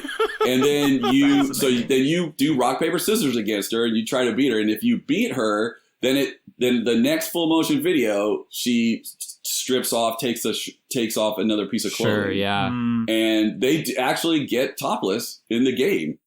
And this is unbelievable. And I was playing it going, well, they're going to stop. You know what I mean? Because I'd never heard, like, and I'm like, well, they're going to stop. But, you know, for research, of course, I kept playing. And next thing I know, I'm like, okay. My wife came in one time. She's like, what the hell? I was like, babe, you got to see this. And then she's like helping me because my wife rocks, you know. And she's like, oh, man, I think they're going to do, you know, I think she's going to go rock. She should go paper. Yeah, it was great. Mind game. That's what fighting games are about, man. It's psychological. No, that was bizarre. And I know I went on like 5 games. But the game, look how far we've come from Sewer Shark. See, yes, definitely a game where, like, if there was a very big difference in work experience if you were like the guy shooting the full motion video as opposed to the guy like programming the rock paper scissors AI. Yeah, you know what I mean? Like, yeah. I just picture Rick, both of you on the couch, and you're like, you're in their head now, Rick. Yeah, you're in their head. You got it. Yeah, you know. I'm gonna get her out of that tennis outfit. Damn it! Fucking 3D chess up here with the rock paper scissors girl. Just like, what the fuck are they gonna do next?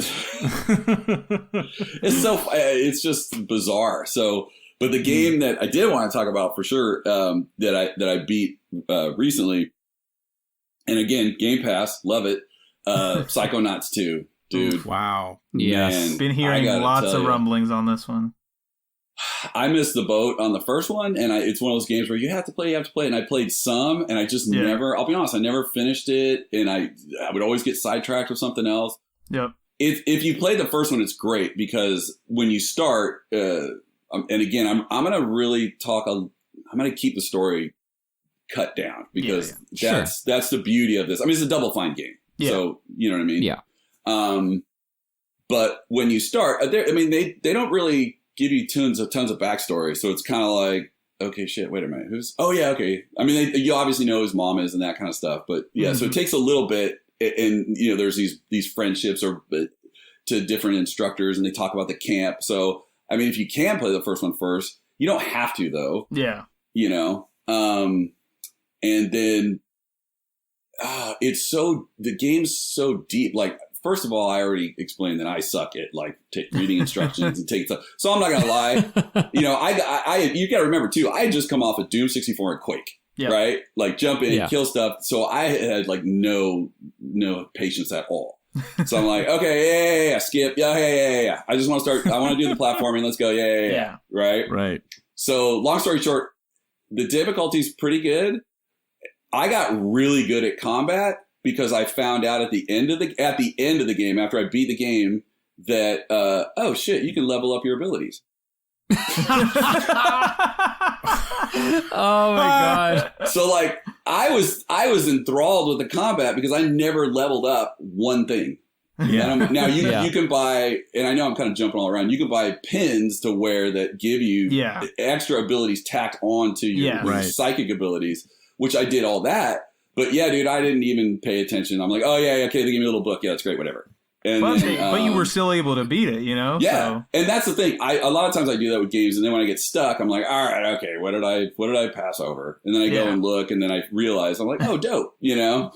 But I'll tell you what. Let me just do this real fast. The story of this game, I think, is interesting. How it even came about and stuff. And I actually had to look it up, and I was like, oh shit. So. Follow along with me on this chronological tour of Psychonauts. I think the Microsoft connection is kind of funny how things go full circle. So like, Psychonauts 1, of course, we know it came out on the Xbox, but it was actually backed by Microsoft originally. Mm-hmm. But then Double Fine couldn't meet their deadlines. Yep. Right. Yep. And I'm paraphrasing. I'm making everything short.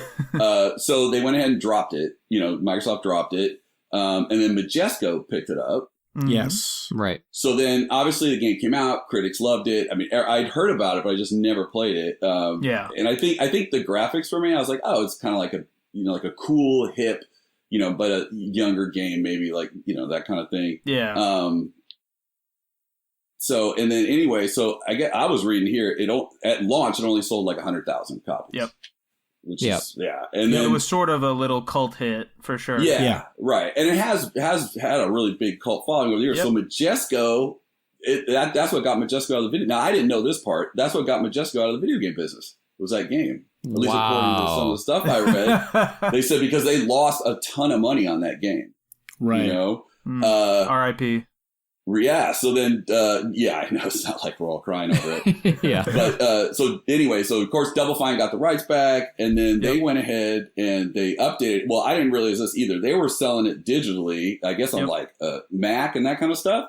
So that was, and they said they paid more digitally than they did back in the day. Yeah. Of course they did. I'm Yeah. sure Which was awesome, right? And I'm a dumbass because I got the Xbox right there. It's, so anyway, so of course I do remember this. I remember when they were crowdfunding for it, and I guess they made about $4 million.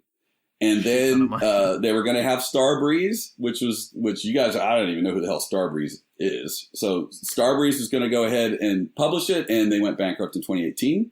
Yes, they did. And then guess who came in and bought them? That's right. Yeah. Microsoft came right back. So Right. Microsoft came back. They bought Double Fine. And of course, they gave him the money to finish it, and we now have Psychonauts 2. And Rick got Psychonauts 2 day one for free on Game Pass. Yeah. There you go. And I think in between that, I think they released a version of Psychonauts 1 on like PS4 and maybe Xbox One. And they did a PSVR game as well. Yes. Oh, that's Ruin right. or whatever the fuck it's called. Yeah, and I have that PSVR game, and I haven't played it either. Hard to find now, I think. At least I haven't. Is it really? Around. I've been looking for it. Oh, is it? Oh, okay, shit. Cool. Yeah. But unlike some people, I don't care if it's worth a lot of money, I'll open it anyway. You know what I mean? So. Yeah. Man, I'm a gamer. That's cool. Not a I didn't know that about Paul. I didn't know about. Excuse me. I didn't know that about Starbreeze. That's interesting. Yeah. Starbreeze, I think the last game they did was Brothers, and before that they did Syndicate. They did Syndicate, and they did the Chronicles of Riddick. God, then I do know who they are, because that is both of those are awesome. Yeah. Dark Athena is the second one, right? And then the first one is Escape and I from think Butcher some of the ex guys went off to make machine games, and they're knee deep in the Wolfenstein series. Interesting. Now. Yeah. Yeah. Well, no guarantee that if you make good games, you'll still be around, eh? Yes. Exactly. Yeah. It's too bad. Yeah. No, because I love Riddick. But so the game starts out, and again, I'm going to really try to.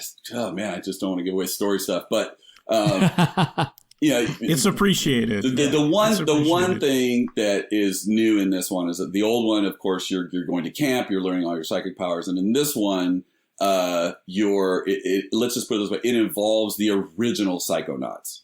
So these folks are coming back.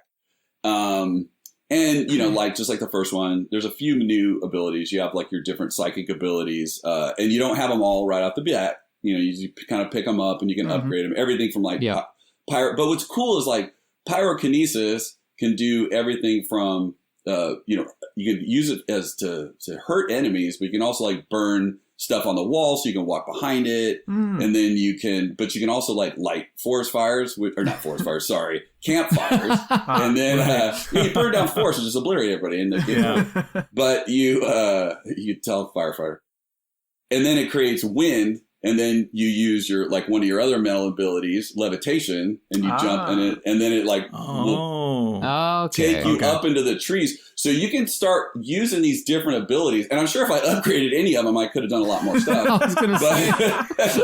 But so you do all this. But the thing I think that once I finally relaxed and just kind of settled into the game and stopped skipping stuff, man, the story's deep.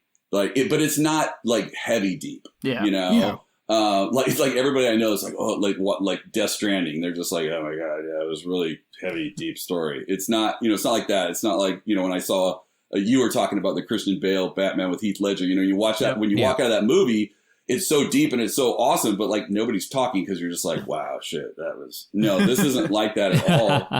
And even the really heavy subjects that they get into, I think, some people, people pick up on it, obviously, but they don't beat you over the head with it. Yeah. You know, like and I don't want to give away too much, but there's one, because you know, in Psychonauts, you're going into somebody's mind and you're traversing their mind. But there's one level where it involves his mother, and you see a lot of bottles around. And so you get the fact that she was probably, you know, after this one thing happens, she was probably drinking a lot, but they don't ever show her drinking. They don't show her drunk. They don't, that kind of thing. Yeah. But it's definitely implied. And there's a lot of that you can pick up on. So they just do this amazing job of carrying the story, not maybe not triggering people, but really getting the point across without beating you over the head. They don't insult, which I hate games that do that, where they insult the player. Like, hey, we're not sure you got this, so bam, bam, bam, bam, bam. You know? Yeah. There's a beauty to the subtlety. Oh my God, yeah, and then going into the different people's minds, you know, each one is different, and so you have this part. But again, it's not heavy. It's not heavy at all. Yeah. And it's, for me, I'm not normally the type of guy that goes out and like, I'm going to collect every goddamn thing that, you know what I mean? I don't do that shit. But in this game, oh yeah. Because it doesn't, for me, it never got old to go back to a different area and play through. So I just kept, and of course, you know, some places you'll be like, God dang it, I can't get there. And then you'll get another ability and then you go back. But it's because it is fairly open, and there's also like a main brain that you can go to, and then from there you can shoot around to other brains and stuff, or places that you've played through again. You know, brains you've already gone through, people's minds. But it just never got stale for me. And what's really good too is they have these little guys from the first game that so you don't have to like play the whole level in one shot. There's like these little dudes, I can't remember the name of them, little green guys, and you just jump in this, I don't know, mouth bubble or whatever you want to call it. And they'll because that's what it is. It's like they blop this big thing out that puts you in it, and they'll put you into any part of that level, you know, so like maybe a level's broken up into 4 different scenes. They'll take you to whatever scene you want. So you can you can go into somebody's mind, just take out one scene. You're like, oh shit. Okay. And it tells you at the top of the thing, like, hey, you know, you still haven't collected all the emotional baggage. There's emotional, but even that's funny because emotional baggage is like bags that are crying and stuff, but not, you know what I mean? And they're like, and then you give them a little tag and they get all happy and shit. You're like, that's dope. The comedy is spot on in this game. You know, there's a like, I would expect nothing less. There's a game show level that's just amazing. There's things you can do that don't do shit for you, but it's cool to do. Like I got a thing just so I can talk to animals. I got a thing. You know, and you can, and the nice part is it's not a game where you have to go to some kind of screen, like, okay, you're going to start the level. Now I got to figure out what I'm going to equip myself with. Now you can swip and swap the whole time during the level. Just, you know, you pull up your little book, it pauses shit, you're not screwed, and you just switch stuff out, you know, and not only just your abilities, because you can only carry 4 psychic abilities at one time, but it's also the fact that your pins.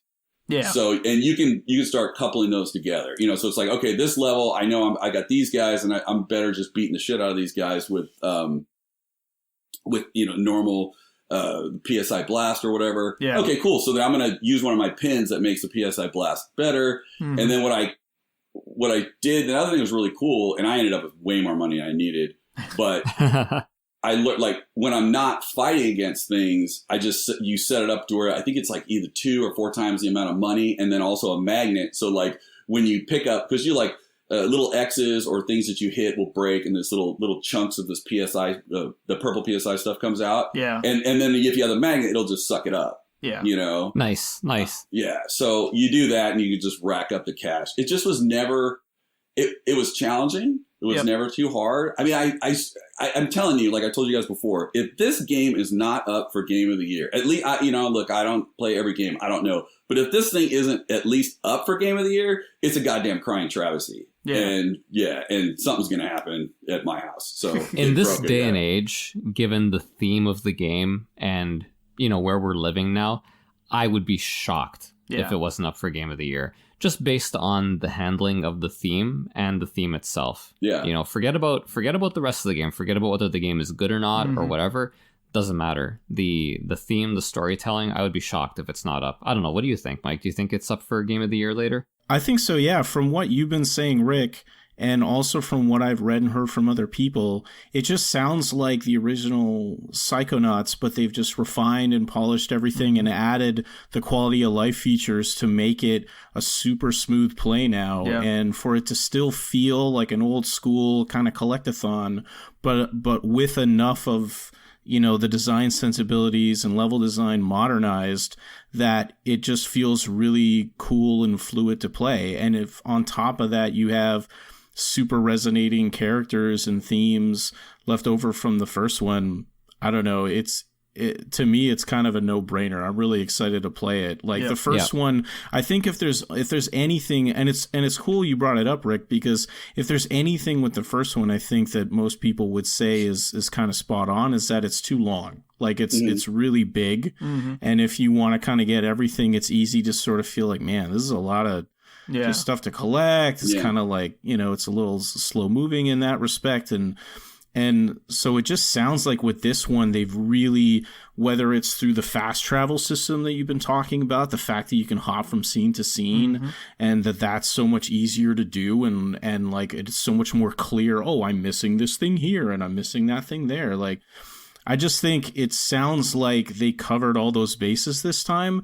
And on top of that, I mean, look at where Double Fine was then and look at where they are now. Yeah. And I'm not even saying this as a hardcore Double Fine fan or saying that all their stuff is great. Yeah. But just by virtue of the fact that much time has passed, I mean, I just feel like they're probably so much better at their craft now in terms of the storytelling and just getting stuff across in much more sort of subtle and nuanced ways, but still being really funny. Yep. So I'd be pretty surprised too, but worse things have happened when it comes to what gets nominated and what wins game. Yeah, absolutely. There's some games you play, and when you're playing that game, you, even if it's not a great game, which this is, you just feel, you know, the amount of effort that went into that game. Like you can see that these guys took it serious. It's like the first time I played Burning Rangers. You know, now I'm not saying Burning Rangers is the greatest game ever,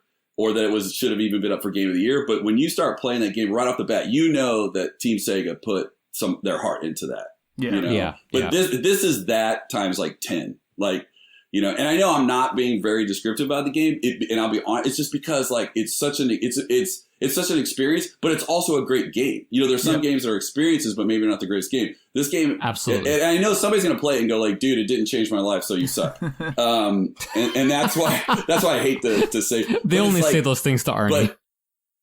Yeah. And so sometimes I hate to hype shit up because you're just waiting for this. But for me, how about this? For me, it was so, every single part of it was fun. I didn't have a problem with any of it. And you can just play. You can just play the game, go through every level. You don't have to go back. That's the other thing too. You don't have to go back to those mines and get stuff. I just wanted to.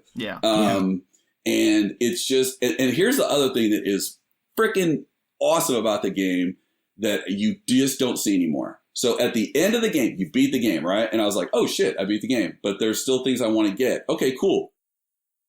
You start going around the thing, and now all the people that, you know, you talked to before, they're in different locations because the world is still going. Yeah. Just because the games. So then it becomes a thing where, okay, cool. Now I want to go find all the people, and all the conversations are different. Like I hate when you beat a game and then you go and they're just like nothing happened. You know what I'm saying? Or they just go, hey, this is great. Now go find all of these. And you're like, okay, thanks. No. The world continues on this, and everybody talks to you differently. There's different. I mean, obviously, you just can't keep talking to them. You know, they only have a limited amount. But you get to do all that stuff. There's a few different things, and so it's like shit. There's still another at least hour of gameplay, maybe a little more. I'm not sure, maybe less. I take my time. So sure. That even if you're not, here's the thing: if you collect everything before the end of the game, right, you're still gonna want to keep playing the game after you beat it. Because you want to go and talk to those people and shit. And by that time, you're at least I was so invested into what everybody was doing emotionally, you know? Yeah. I mean, are there a lot of callbacks to the first one? Is there, because I never played the first one. I've always kind of regretted it. Like, am I missing out a lot by not having played the first one? Well, I love this one so much, I don't think I missed out. But there are times where I'm like, oh, You know what I mean? Like, oh man, I wish I'd have played the first one, just because they're not huge callbacks. They're somewhat self-explanatory. And that's the other thing too. They don't beat you over the head with like, hey, if you didn't play the first one, now we're going to describe everything to you. Yeah. I mean, it's pretty self-explanatory. But and I don't know how much his family was. You can tell his family was somewhat involved in the first game. Mm-hmm. But his family, what goes on with his family for me was really important. I spent like a lot of time in the forest, which is where they end up, and just like trying to like work shit out with them, you know, versus like beat the game, you know. Yeah. I'm like, love me, mommy. No, I'm just. Yeah, it's kind of a shame that they didn't just throw in the first one with the second one. You know, if you're paying $60 for the second one, I know that would have been put smart. in like a digital code or just gave you, you know, because I'm sure they're still selling the first one, but at this point, it's a 16-year-old game. Like, how much more juice are you going to squeeze out of that particular? You know, that reminds me. The one that pissed me off was Alice. When they released the PC game on the Alice disc, and then they cancel. Like, if you didn't download it, like in the first couple months, it was gone. Yeah. And I know that drives me nuts, man. The time limited download code or whatever that comes with the game. Oh man, like I just don't want to download it right now. And what difference does it make to you if I download it now or 2 years from now or what have you, right? It's an old PC game most people didn't play. I played and loved it, but I wanted to be able to play it with the controller at my Xbox. You know what I mean? On my 360, I mean. Yeah. But what you're talking about is, I mean, the fact that you voluntarily, like you said, you don't have to go back. The game doesn't make you go back. The fact that you voluntarily were like, I want to experience more of this, especially in a with the collectathon aspect of it, which, I mean, we've seen other games try to do that. Like Yooka-Laylee tried to do it, Hat in Time tried to do it, and they're good. But I wouldn't say that you're like, oh, I'm dying to go back and just collect all these things in these other games. You know what I mean? Yeah. So that sort of speaks volumes on the quality of the gameplay and like the experience of it, at least for you, obviously. And it's not like a daunting thing to do either. Yeah. It's not like just stupid shit just scattered everywhere. It seems like almost everything has a purpose. It has a reason. Like I said, the emotional baggage tags. Okay, because you have emotional baggage and you got to clear that up. I mean, the whole thing about a lot of games you have no idea, why is this person so acrobatic? You know, just like they're just naturally. But of course, in this game, even from the first one, Raz is the main character. Well, his family's, they're circus performers. Yep. Trapeze and that stuff. So, it explains why he's so good at that kind of thing and other people aren't. Yeah. It just seems like every little aspect is pretty much checked off. I have not read any reviews on it just because. Oh, they're great. I mean, are they? Oh, yeah, they're glowing, man. Yeah, you're not. You're not in an island here. Yeah. I wanted to beat the game first, but it was definitely one of those games where I just put it took me a little bit to get into it, but once I got into it, I just put everything else down. Yep. Yeah. Wow. All right, man. I gotta get on this at least before the end of the year. Yeah. Anyhow. All right. Thanks, man. I'm happy. I'm really happy to hear that. Like, it's one thing to read a reviewer and so on, but I like hearing these things from friends. It's good to know. I'm glad that game's good because I think it's an important game, not just for Double Fine, but not to get too like deep into it, but just kind of video games in general. I think it's a pretty important game, and I'm glad it lives up to the hype and the expectations. So just take your time and listen to the instructions in the beginning. Right on, man. All right, we're gonna take another break here. When we come back, Arnie's gonna bring us home.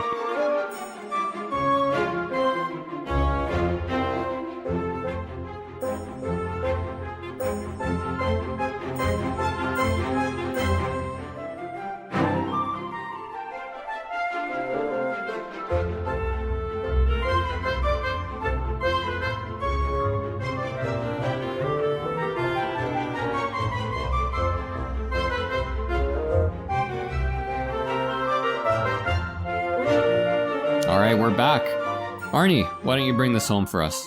Oh, gotta close this out. All right. I mean, first of all, big shout out to the At Games Legends Ultimate arcade machine. Been playing a lot of beat 'em ups on that thing. I think I told you. I don't know if I ever said on the show, but I beat Ninja Baseball Batman. Fucking, you did. Love that game. Fucking great game. Such a good game. And I beat Growl on there, and that was also very fun. I gotta find my next one. I haven't decided. I think it's gonna be Alien vs Predator though. Oh, dude, how could it not be? Or Tower of Mystara is another one I want to play again. Cadillacs and dinosaurs. Ooh, that's another one. Gotta get Cadillacs and dinosaurs. Don't have that one. Dude, don't forget Violent Storm. Violent Storm I have it. It's on my favorites list. I gotta play it. It's great for a laugh. I played like the first level of it, and I was like, oh, this is great. I love this game. It's crazy that the Alien Predator, the beat 'em up, has never been released legitimately outside of the arcade, except one thing I found out, that Capcom stick. That Capcom stick is the only thing. The only thing that has Alien vs Predator on it. Yeah, and now I want it. I'm like, God damn it! I know. And I think they're like $200 really now. good. It does. Yeah. I mean, we played it in Brooklyn, and it was fucking great. I mean, I love that. And it's a great. That was a lot of fun. Yeah, and it's the only legit. Even the legit ways don't give you the third stick. So if you want to play it full 3-player action, you got to find that cabinet somewhere, and it's not around very much. I forgot about that. Yeah. But I wanted to kick us off with a game that I played. I mean, I literally started and finished it yesterday in, I would say, less than 2 hours. And it's this little indie platformer called Evans Remains. I don't know if any of you guys have played this. I see Mike sort of nodding along here. I haven't played it. I've heard of it. I haven't played it, though. So, obviously, as I've explained my procedure for acquiring games, I go on PSN and I look through all whatever the latest sale is, and I'll buy anything that's like 80% or more off. And so this game was like $2, I think. I bought it. It looked fantastic. Like the art on it is spectacular, and it's beautiful. And that's in the promo stuff, and that's in the game as well. It's like very, very well done. As far as I can tell, developed by one guy. It's Matthias Schmid, I believe. I don't know if I'm pronouncing that correctly. And then published by Whitethorn Digital, whose other big game that people might know is Lake. A game I have not played and am sort of like curious about. But this one, like, even if you bought this one full price, it's like $7. Like, it's never been very expensive, but it's really what it is honestly a gussied up visual novel. Because there are like platforming puzzles to it, but they're not very hard. And they're basically all in service of the plot. Like they're part of the plot of the game, and that's the only reason you have to do them. The game even lets you skip the puzzles if you want. Like if you get to a puzzle and you hit start, there's a button right there that says skip puzzle. I never had to do it, but even if you didn't want the bare minimum gameplay on this game, it lets you skip it, which I was like, fuck yeah, every game should do this. Every boss battle in every game should be skippable. Nobody should ever have to play anything. Oh, listen! Oh God! If SNK bosses were skippable, oh my God! Oh yes.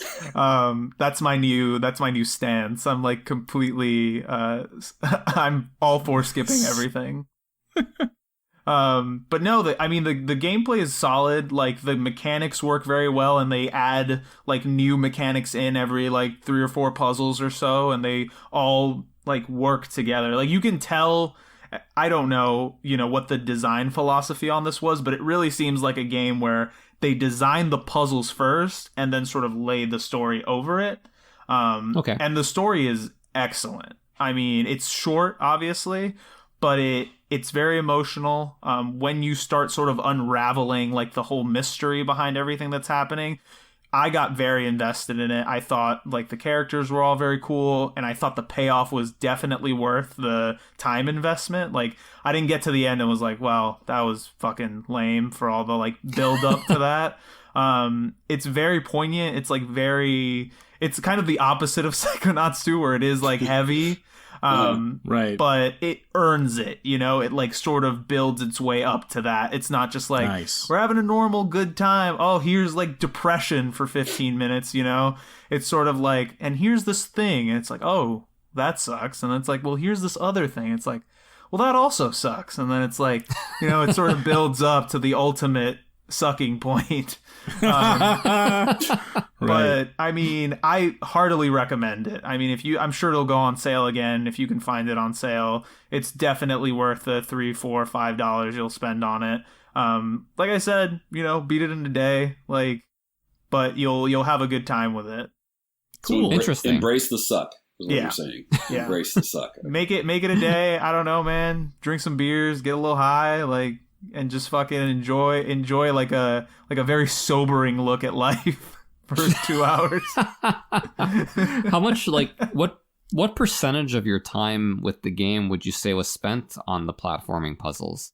Not much, honestly. I mean, it depends on how easily you figure out the mechanics as you go along, but I'd say like maybe 45 minutes, 30 to 45 minutes. Wow, it's and then like the rest block of the time pushing. Is it like block no, pushing it's stuff? it's sort of jumping platform puzzles. So the puzzle dynamics are basically you get to a thing and it's like it's a screen, and at the right end of the screen is this huge pillar. And there are platforms in between, and your whole goal is to get over that pillar.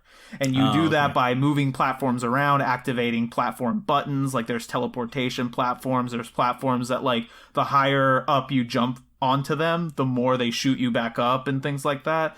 So they mix it up, you know, and eventually you get like transforming platforms where like you hit one platform and it changes like the gimmick of another platform in a different area. But most of them you'll figure out pretty easily. There's even an achievement for if you take more than 15 minutes solving a puzzle, and I did not get that achievement while playing. I was about to say, I got it immediately. I did not. I was shocked. I was like, I really? So that's why I said, like, 45 minutes probably a little, like, undervaluing it. It's probably a little more than that, just depending on how many. But it's, I mean, if there's 20 puzzles in this game, that's a lot, like there's just not a ton of them. I think the actual total is somewhere like 25 or something like that. And you think that this was a puzzle game that they tacked the story on? You don't think like it was a story and then they're like, we got to put some puzzles in here? I think they definitely had the story, like the bones of it, but the mechanics are so, like, they're just so interesting and so tight that it just feels hard for me to believe that they were just kind of like shoehorned in without like really thinking about it. So maybe they developed them in conjunction and they were just like, oh, this kind of works for this. And I don't want to oversell it like, oh shit, this is like, fucking mega level puzzle like solving right here. It's really not. Right. But there's like beauty in the simplicity of it, that it's just like, oh, this all works very well together. And it's very easy for me to visualize like what I need to do at every step of this puzzle to solve it, as opposed to just being like, this is fucking hard and I like don't know what any of this shit does, and I just have to like try everything over and over again until I eventually am like, okay, I've like figured the whole thing out after like an hour of trial and error. Like that the way this does it appeals to me a lot more, where it's like it rewards me by making me think I'm smart. I'm like, oh shit, I figured that out. I must be really intelligent. The devs did their job, man. Exactly. The devs did their job. Exactly. Because like I'm thinking, because I always, whenever I hear stuff like this, I always go back to Danganronpa, which feels like they have a story and it's great. And then there's like, man, we got to put some mini games in here to make some actual like gameplay. And the mini games are like, especially in the second game, and I haven't played the third one yet, but I've heard it's similar. Yeah. Some of the mini games are terrible, like just like aggressively angering, So it's nice to know that at the very least there's none of that in this game. And plus, if you beat it in under 3 hours, like that's the fact that they can tell an emotional story in that amount of time, or that's also like pretty great. Yeah. I mean, it definitely does not overstay its welcome. It shows up, it tells its story, and then it's like, all right, time to go. And I'm like, can I ask Arnie? Sorry, Arnie, can I ask, without giving away any sort of spoiler details? Yeah. Do the puzzles kind of reinforce what's happening in the narrative? Because that could be something about, that could be part of like why it feels sort of so seamless and they feel kind of designed together, or is it pretty much it's just fun? It's sort of indirect, because the puzzles are a part of the story. So like solving the puzzles is like a story aspect of what you're doing in the game. And I will say this, like, I'm not going to say it's, like, I personally have never seen a twist like this in a game before. So the twist is also very interesting, like, what the mystery is. I've never sort of seen it done like that before, which I thought was really cool. Is like the final boss the protagonist's father? No. No? Oh, okay. Because I think that'd be a really good idea. I haven't seen that one. It turns out that your sword is your wife. That's what it was. The sword is your wife. So the moral of this game is don't go on YouTube and watch other people playing the puzzles or you'll feel stupid. Just take the fact that it lets you feel smart when you're done. Yeah. Yes. Yeah, I am really good about just living in denial. So that's awesome. Be the rat in the maze and find the cheese. I am the fucking puzzle king now. Right. I'm going to tell you right now. I'm the puzzle king. Yeah. That's right. I'm batting 1,000 when it comes to puzzles. Yeah, that's why I didn't look at any of the Catherine stuff, because I just know. The times I barely beat stuff, This is a pretty good recommendation, Arnie. I don't know, like, just from having looked at it, it's visually appealing, it's short. That's what caught me on it. When I saw the, like, trailer for it, I was like, this game is gorgeous. So I was like, worst case scenario, I'll get to look at something pretty for, like, 5 minutes before I turn it off, you know? And how much did you pay for it? How much was it? I paid like a couple bucks. I paid like $2. I mean, that's my thing. You got to look at what's your time worth, and I mean, like a bang or a monster is like $2.50. Yep. You know. And so what the hell for a 5-minute jolt? You know, and yet. And I think it's on Switch, it's on PS4, it's on Steam. It's like I said, I think it's like $6 or $7 right now. But I'm sure it'll go on sale again at some point. But yeah, easily recommend. Oh, nice. Cool, man. Yeah. What else you got? So then, my other game, which Paul, I believe, has played, so he'll probably be excited to talk about this, is I played Learn Japanese to Survive, Hiragana Battle. This one, I also got on sale on Steam. I think it might have been Golden Week or Summer Sale, something in that they do it like vicinity, where this is a part of a trilogy. So it's Hiragana Battle, it's Learn Japanese to Survive, Kanji Combat, and Learn Japanese to Survive Katakana War. Oh boy. And so basically I got all three of them. They were like $1 a piece or something, like stupid cheap. Now they're like $3, you know, so even now it's like you're not I think it's still like I don't know might about be like that 5 now. or 6. Yeah. But basically it's a 8-bit, like 8 to 16-bit looking RPG. Like it's a little more like fancied up than that, but that's like the style they're going for, that hides an Japanese educational software. Basically what it is each one, so like Hiragana Battle just teaches you hiragana, and the way they do it is actually kind of, I thought, kind of brilliant, where the whole gimmick is you have, like, basically you're this girl who lives in this village. Stop me if you've heard this one before. You have a couple of friends, and then like an evil sorcerer shows up from a faraway distant land known as Japan. And so obviously you can't defeat him because he summons hiragana warriors, which are just hiragana, and you can't hurt them unless you know what they are. So then a mysterious woman from a faraway land known as Japan shows up, and she's like, I'm going to teach everybody in this village Japanese, and that's how we're going to solve this problem. And so the game is broken up into segments. So you always start in like a library with her, and she'll give you a hiragana lesson, and it's usually she'll teach you 5 hiragana. And then it sort of expands from there, because she'll teach you, like, you can add dakuten, I think is what they're called, to like change the sound of certain hiragana, and then you'll start to learn words, like combinations of stuff. I haven't gotten that far yet, but then basically once you finish the lesson, you go into town to get like equipment or items or do side quests and stuff, which are also like learn how to say good morning, good afternoon, and good evening or something, or like learn the name of a food or drinks. And then once you do that, you go out into the field, aka a level, and then you'll find random encounters of different hiragana. And so here's where the beauty of it comes in, where the only way to defeat them is you have to find them on your, like, you go through a menu and it's like, instead of fight, it's like answer, and then you have to find the correct hiragana and match it to the one you're fighting. So they don't show you the symbol, they just show you the pronunciation of it.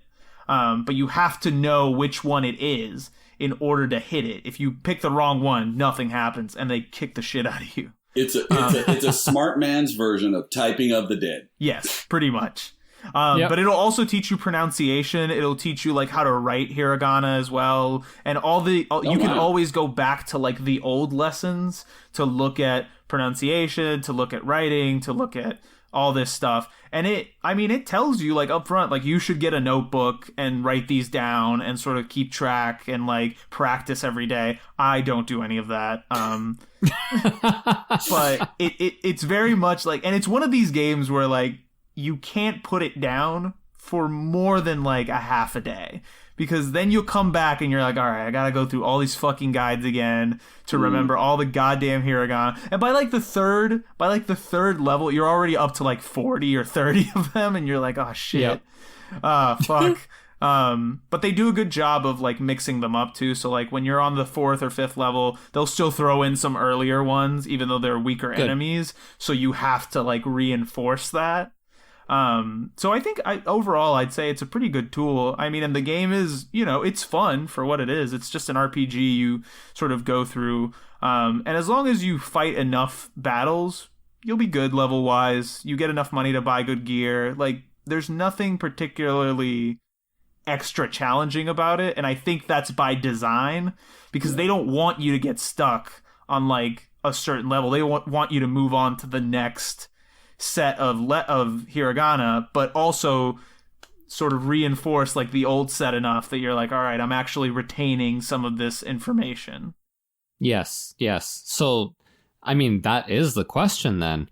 Are you retaining some of the information? I'm retaining some of it. I can't say any words, but I've got some of the stuff down. I know some of, especially the Dakuten is like the real kick in the balls, because you got to remember like what hiragana it changes to what sound, and then some of the hiragana don't follow the same rules as other ones, and those are the ones that I'm like, oh fuck, all right, I gotta like actually remember. But it's been fun. I gotta say, it's a fun little game. Like, it's a nice way of like teaching a language, and I wish more languages had stuff like this. Because it's much better than like whatever Duolingo bullshit I was doing like 2 years ago. Is every game in that series like an RPG? They're all kind of yes, I believe so. Okay. I believe they're all sort of RPG styled, but each one focuses on a different aspect of Japanese. Obviously, the hiragana, the katakana, and the the kanji.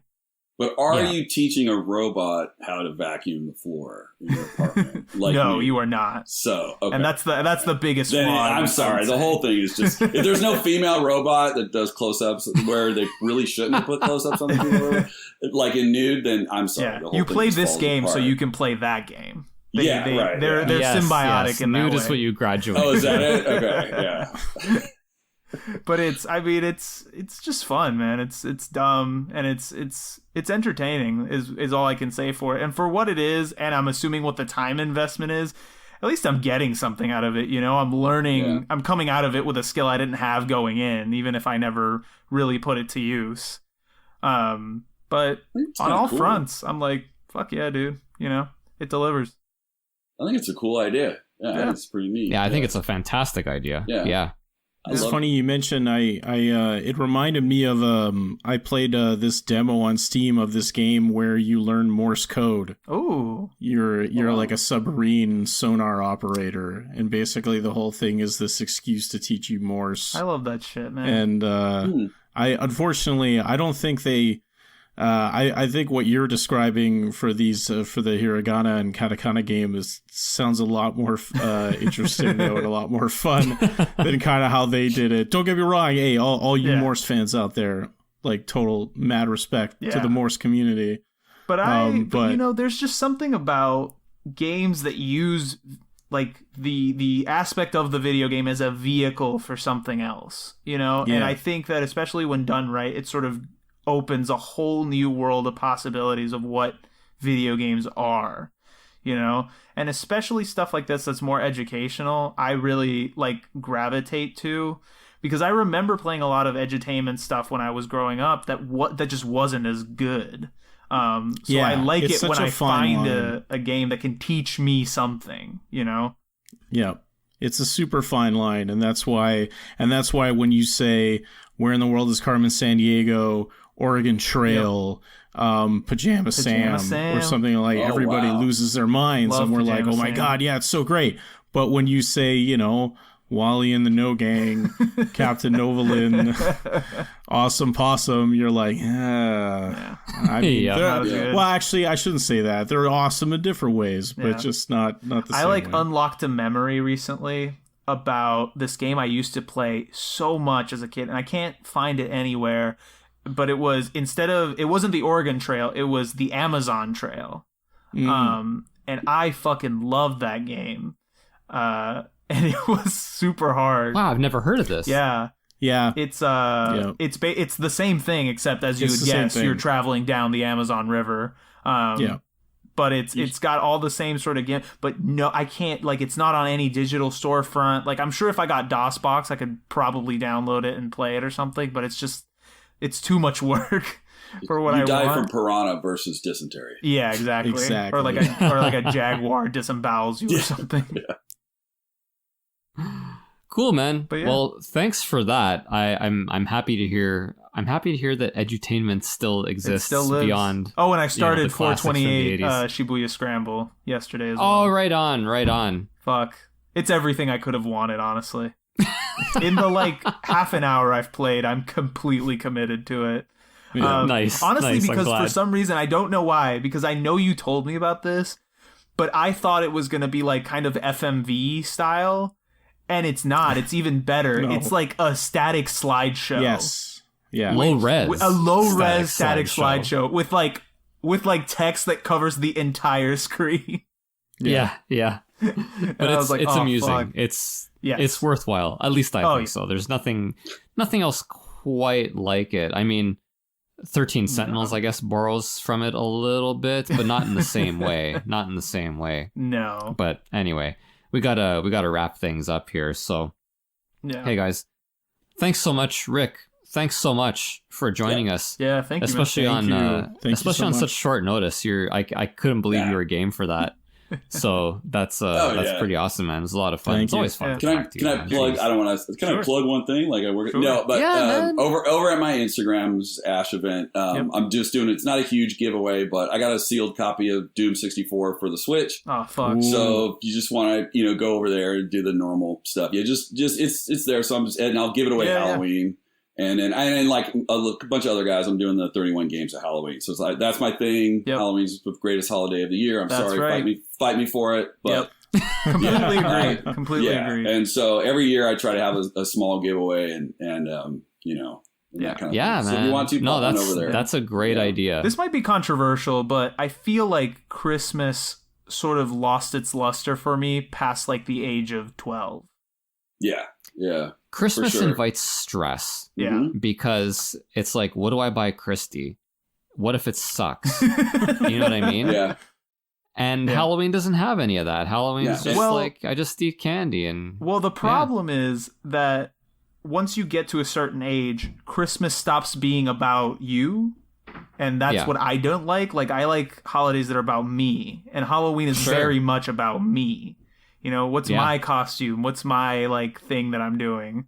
Whereas Christmas is like, now I gotta think about other people. I gotta fucking get gifts and shit. I don't want to do any of that. I mean, look, it's dress up. It's, you know what I mean? It's a little sexy, depending on, your thing. Or if you're stuck at home, you can give out to the... I love handing out candy. That's like my thing. I like it. But yeah, no, man, Halloween's a bomb. But real quick, for Christmas, what I started doing years ago after when I got divorced is I always notice, like, there's people that are just stuck in the kitchen and blah, blah, blah, and Christmas is a big deal. So like at my house, we just started doing this thing. We buy a bunch of junk food, all stuff you can throw in the toaster oven, right? Pizza rolls, shit like that, right? Fuck yes. You wake up in the morning, we just eat whatever the fuck, just bullshit stuff, right? We snack. There's no meals. There's no lunch. There's no dinner. It's all snacking all day long. Fruit trays, all that shit. Mm-hmm. And then we watch one movie. together as a family. Like my mom always comes and visits. At first she thought I was like, oh my God, you're ruining Christmas. And then she's like, oh my God, it's the greatest thing ever. And that movie is Die Hard. Yeah, so when my mom leaves, it's always Bad Santa, unrated version. That shows you what a great dad I am. And then we always have a video game tournament. So the thing is always, it always comes down to me and my oldest usually, but we always have like a Smash Bros. Right now it's Smash. So we have one fighting game. And then Worms is the other one. And then we always have like a game that's just kind of like, okay, what's this year's multiplayer game we're going to do? So it's a 3-game tournament. That's great. Yeah. So, yeah. And I think it was Mario Kart. It was like Mario Kart, Worms. And like one time it was one of the Marvel vs. Capcoms, which I'll be honest, any of those kind of fighting games I dominate. So then we started playing Smash Bros. Because, yeah. You got to get the Cartoon Network fighter that's coming out soon, or Nickelodeon. Oh yeah, I'm going to. And then they had another Smash Bros. Clone. It wasn't. I don't remember if it was Cartoon Network, but it was one of those, Nickelodeon or somebody like that. Yeah, it was Cartoon Network. I have that one. It's not bad. Yeah, it's not bad. I've heard it's good. Yeah. Anyhow, that's Ash Event on Instagram. 2 words, Ash Event, but put together, no spaces, no dots. That's where you can find Rick. And as for us, you can find all of our social stuff, linktree.com/regionfreegamers, linktr.ee. And there you can find our Discord, which is free to join. You can chat with us, and we have a really great time there. Or our Patreon and our Instagram, which is really where this whole thing kind of started. And you can get bonus episodes now on the Patreon. Yeah, that's right. Bonus episodes if you're a patron, because we just started releasing our King of Games 2000 series, which was a tremendous amount of fun. So, and I just want to say that the episode you guys did in Speedos, just man, loved That's it. on the Patron OnlyFans. That was that was the OnlyFans. Yeah. That was the OnlyFans. I'm sorry, we weren't supposed to talk about the OnlyFans stuff here. Sorry, my bad. All right, man. Okay, thanks a lot, guys. Take care.